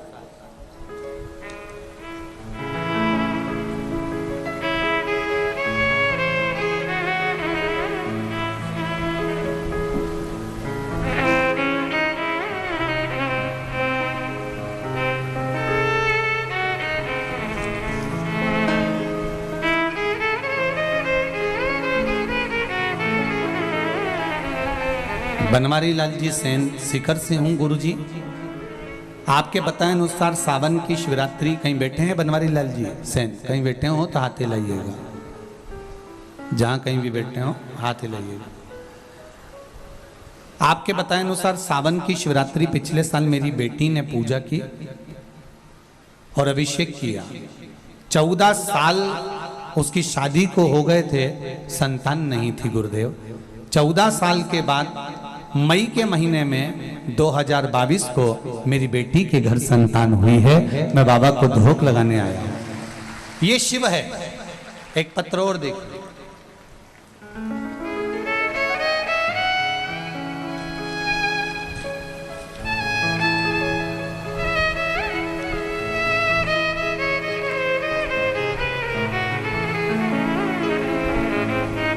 सुनीता सैनी, सुनीता जी सैनी अलवर से आई हैं, कहीं बैठी हो तो हाथ हिलाइएगा। आप ही हैं, दोनों हाथ हिला दो। श्री शिवाय नमस्तुभ्यम। बाबा 6 महीने से किडनी और लीवर की बीमारी थी, जयपुर का इलाज चल रहा था, लेकिन क्रिएटिनिन बढ़ते ही आ रहा था। किडनी लीवर दोनों डैमेज हो गया। डॉक्टरों ने कहा कि डायलिसिस आ सकता है। क्रिएटिनिन बढ़ते ही चले जा रहा था, थम नहीं रहा था। गुरुदेव बहुत दुखी हो चुके थे। खून भी 5 से 6 यूनिट रह गया था। मुझे बहुत चक्कर आते थे, शुगर बीपी थे। मुझे मेरी मम्मी और मेरे पड़ोसन ने, आंटी ने बताया कि भोले बाबा पर जल चढ़ाना। शिव महापुराण की कथा टीवी पर आती है, दिल से सुनना। मैंने जल चढ़ाना चालू करा। उन्होंने कहा बेलपत्री चढ़ाकर लाकर खाना भी चालू करना और पानी पीना भी।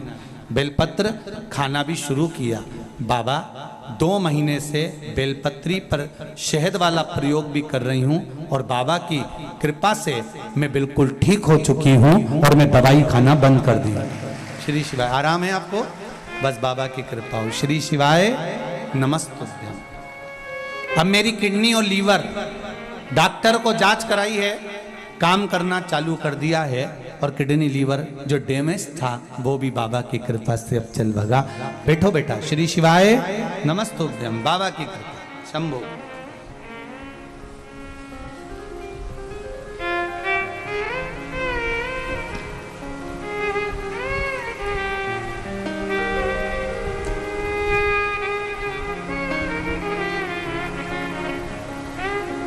दीपिका शर्मा रतनगढ़ चुरू से हैं। कहीं बैठी हो तो हाथ हिलाएंगे। आप ही हैं? दोनों हाथ हिला दो एक बार। श्री शिवाय नमस्तुभ्यम। भजन की लाइन बहुत सुंदर लिखी है दीपिका जी आपने। भोले बाबा दया करना मैं तेरे भरोसे हूँ। मैं बाबा की उदारता का क्या बखान करूं गुरुदेव। बाबा मेरे बेटे गौरव महर्षि ने बैंक की नौकरी के लिए खूब प्रयत्न किया। जितनी बार एग्जाम देता नहीं निकल पाता। बहुत समय हो गया गुरुदेव, एग्जाम दे देकर थक गया। आखिरी में लगने लगा कि अब नहीं लगेगी। जो लोग पैसा दे हो सकता उनका लगता हो, पर बाबा एक बार शिव महापुराण की कथा श्रवण करी। बाबा ने आपकी कथा के माध्यम से पशुपति व्रत किया और शंकर भगवान की ऐसी कृपा हुई कि मेरे बेटे को जब अगली बार एग्जाम देने के लिए गया तो आरबीआई बैंक में मैनेजर की पोस्ट प्राप्त हो गई। शिव जी को धोख लगाने आई हूं, प्रणाम करने के लिए। बहुत बहुत बधाई बहन आपको। श्री शिवाय नमस्तुभ्यम। गुरुदेव गायों को लंपी रोग ग्रसित गाय हैं जिनको मेरे परिवार द्वारा शिवजी पर चढ़ाए हुए जल को पिलाने से गाय रोग मुक्त हो गई है। गुरुदेव हमारे यहाँ की गाय भी हमने शंकर जी पर चढ़ा हुआ जल और बेलपत्र खिलाया तो आराम लगना प्रारंभ हुआ है। ये शिव कृपा है। प्रणाम करती हूँ। हर हर। बैठिए बहन बैठिए। श्री शिवाय नमस्ते।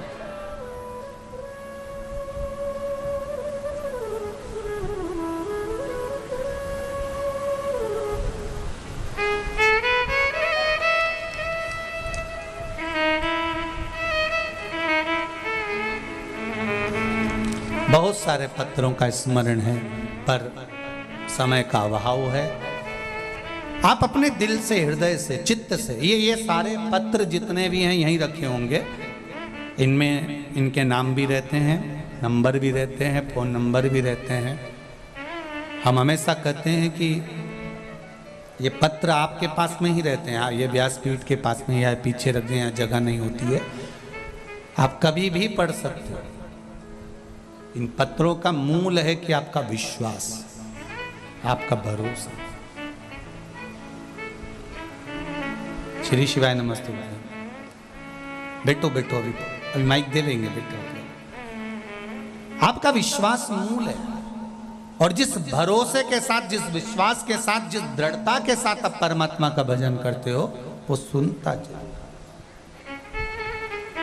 पार्वती मैया ने शंकर भगवान से पूछा कि कोई समय, ऐसा कोई समय जिसमें भगवान का भजन करने का कोई समय, तो शिव जी कहते हैं नहीं नहीं पार्वती, जब मन हो, जब चित्त हो, जब इस हृदय में, इस मन में, जब तुम्हारे समय की अनुकूलता लगे तब भगवान का भजन कर लो।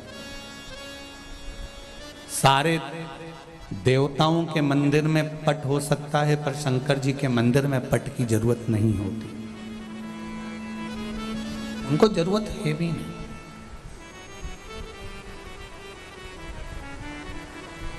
कैलाश पर कोई पट नहीं, बस भगवान शंकर हैं और आपका विश्वास। अपने चलते हुए समय में, अपने चलती हुई घड़ी में, अपने चलते हुए समय में भगवान का भजन करो। एक बात हमने पहले भी कथा में कही, आज फिर कहते हैं, जब तक शरीर चले और तुम्हारे घर में चले तब तक सब अच्छे काम कर लो। जिस दिन शरीर चलना बंद हो जाएगा और तुम्हारे घर में चलना बंद हो जाएगी तब तुम कुछ भी नहीं कर सकते। इसलिए शरीर चले तब तक सारे तीर्थ करो। शरीर चले तो कथा में जाओ, शरीर चले तो भजन करो, शरीर चले तो मंदिर जाओ, शरीर चले और तुम्हारे घर में चले। जब तक तुम्हारे घर में चल रही है, जो तुमको मन का करना है, मुझे दान करना है, मुझे ब्राह्मण भोज कराना है, मुझे ये कराना है, मुझे सवामणि कराना है, मुझे सालासर जी जाना है, मुझे चूरमा चढ़ाना है, मुझे मोहनथाल लगाना है, जब तक तुम्हारा शरीर चले और तुम्हारे घर में चले, सारे अच्छे काम करो। जब शरीर चलना बेकार हो जाएगा, बंद हो जाएगा, तुम्हारे घर में नहीं चलेगी, तब तुम मन में रखकर बस केवल तड़पोगी, बोल नहीं सकती कि मैं दान करना है, मुझे 2 रुपए देना है, मुझे 50 रुपए देना है, मुझे सवामणि करना है, मुझे भोजन भोग कराना है, मुझे ब्राह्मण भोज कराना है। तुम्हारे मन में रह जाएगा और आखिरी तक भी नहीं कर पाओ।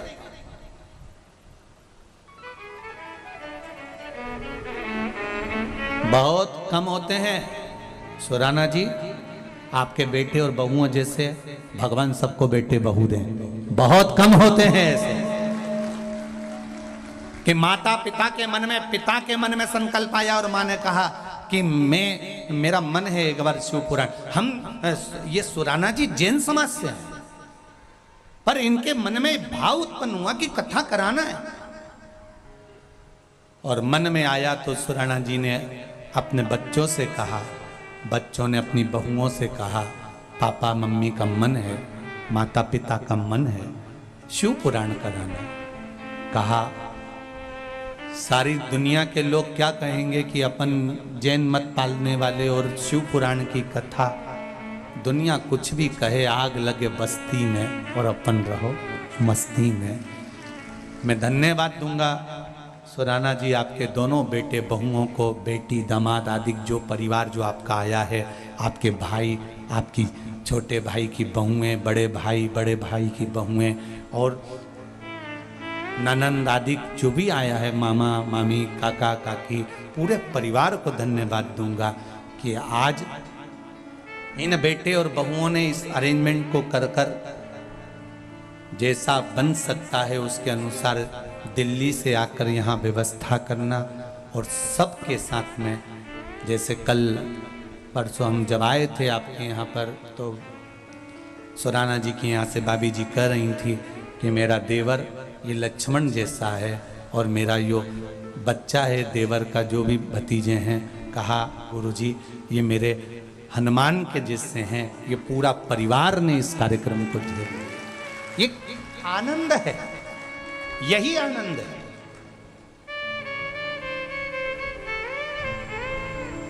भगवान ऐसे बेटे बहू दें कि माता पिता के मन में विचार आया और बेटे बहू प्रसन्न चित्त में आकर कह देते हैं। नहीं तो आज की बहुआ कहती क्या करना करके, इतना व्यापार छोड़कर जाएंगे, काम छोड़कर जाएंगे, दिल्ली में इतना फैलारा छोड़कर जाएंगे, बच्चे छोटे छोटे हैं, पढ़ाई का टाइम चल रहा है, रहने दो। बेटे कहेंगे कि हमको ये टाइम नहीं मिलता, रहने दो। पर धन्यवाद सुराना जी आपके बच्चों को जो दिल से कहते हैं हर पल हर घड़ी। जब गए तो बच्चे कहते हैं केवल एक कथा नहीं गुरुजी, आप तो बाबा से विनती करना कि हर साल कथा करवाते रहें। बस यही शिव करता है, यही शिव करता है। कमाया कमाया छोड़ गए, अंत में बच्चों के पास चला गया। तुमने अपनी जिंदगी के लिए करा क्या? घर बनाया बच्चों के लिए, जायदाद एकत्रित करी बच्चों के लिए, धन बड़ा बड़ा कर इकट्ठा करा बच्चों के लिए। तुम तो सही से 2 रोटी भी नहीं खा सके।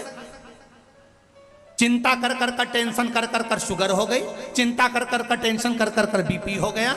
ना घी की रोटी खा सकते, ना कोई अच्छी पनीर की सब्जी खा सकते, और ना मीठा गुलाब जामुन पेड़ा लड्डू खा सकते क्योंकि शुगर हो गई।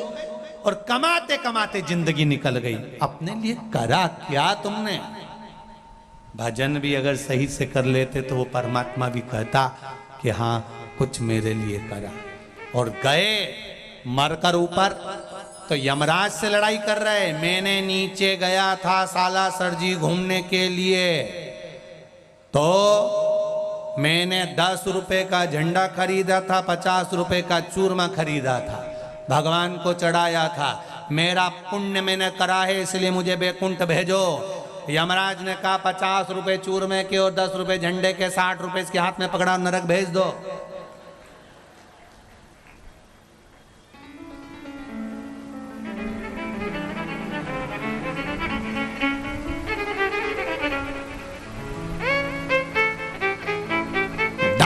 इतना सा करा और बखान माँ बैकुंठ के दरवाजे पर भी जाकर झगड़ा कर रहा है, मुझे अंदर जाने दो, मुझे बैकुंठ जाने दो। तो बैकुंठ अधिपति ने भी पूछ लिया, यमलोक में यमराज ने पूछ लिया, तूने पुण्य क्या करा वो तो बता।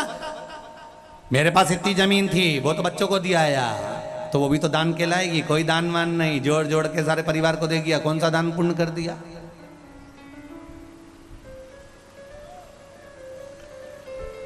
दान किसको कहते हैं, धर्म किसको कहते हैं, पुण्य किसको कहते हैं। यहां बैठे हो और लोग बिस्लेरी की बाटल गाड़ियों में भर भर कर लाए हैं और दरवाजे पर खड़े होकर बांट रहे हैं, लो साहब पानी तो पियो साहब, श्राद्ध पक्ष चल रहा है, आए हो, खिचड़ी प्रसाद बट रहा है, पूड़ी प्रसाद बट रहा है, लड्डू बट रहा है, सेव बट रहा है, भुजिया बट रहा है। ये कौन बांट रहा है? ये जो बांट रहे हैं ये कम नहीं होने वाला, ये आपने अपने लिए बांटा है। ये आप आज संसारिक इन जीवों को भले खिला दोगे पर मिलना आपके खाते में, कोई दूसरे के खाते में नहीं गया।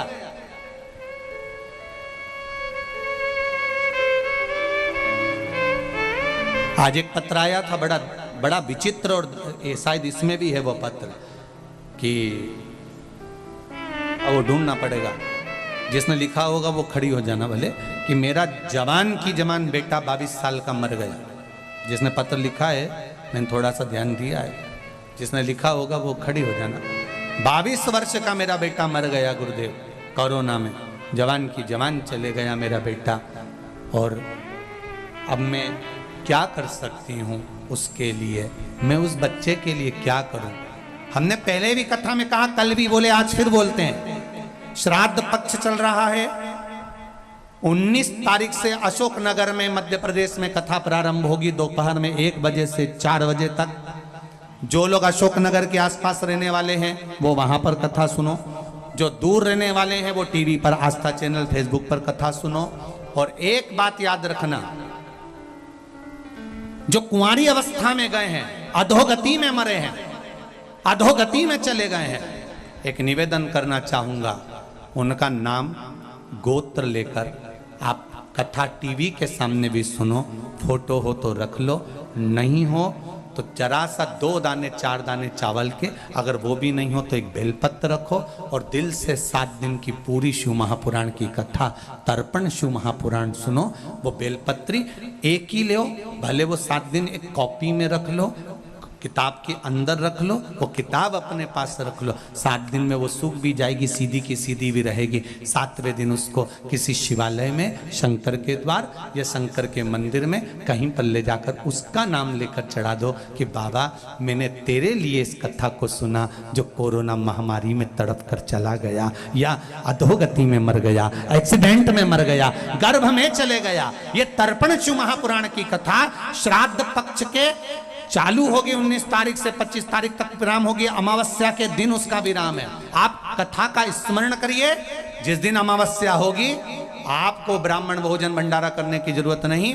कुबेरेश्वर धाम में हमने पहले से बोल रखा है कि एक काम करना, उस दिन कुबेरेश्वर धाम में जितने भी भक्त आए, जो भी आए, सारी जनता की तरफ से उनको भंडारा भोजन कराकर दिन भर खिलाना, दिन भर अमावस्या के दिन भोजन भंडारा खिला, कुछ नहीं जाए पर जीव तर जाए। एक कुंवारी अवस्था में चले गए, गर्भ में बच्चे मर गए, यहां तक शास्त्र कहता है गर्भस्थ 4 महीने के ऊपर भी अगर संतान जाती है तो उसकी मुक्ति का यत्न करना चाहिए। और कैसे होगा? जो कुंवारी अवस्था में मर जाता है, शिव महापुराण की कथा कहती है, युद्ध के मैदान में कौरव और पांडवों का युद्ध हो रहा है।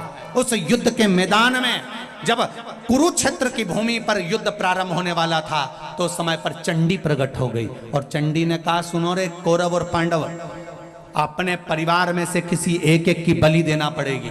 कौरव खुश हो गए कि हमारे तो 100 भाई, एक की बलि भी दे देंगे तो चल जाएगा, पर पांडव में तो 5 हैं, 5 में से एक मर गया तो 4 ही बचेंगे, बलि किसकी देंगे? ये पांडवों की नींद उड़ गई, रात को नींद नहीं आ रही।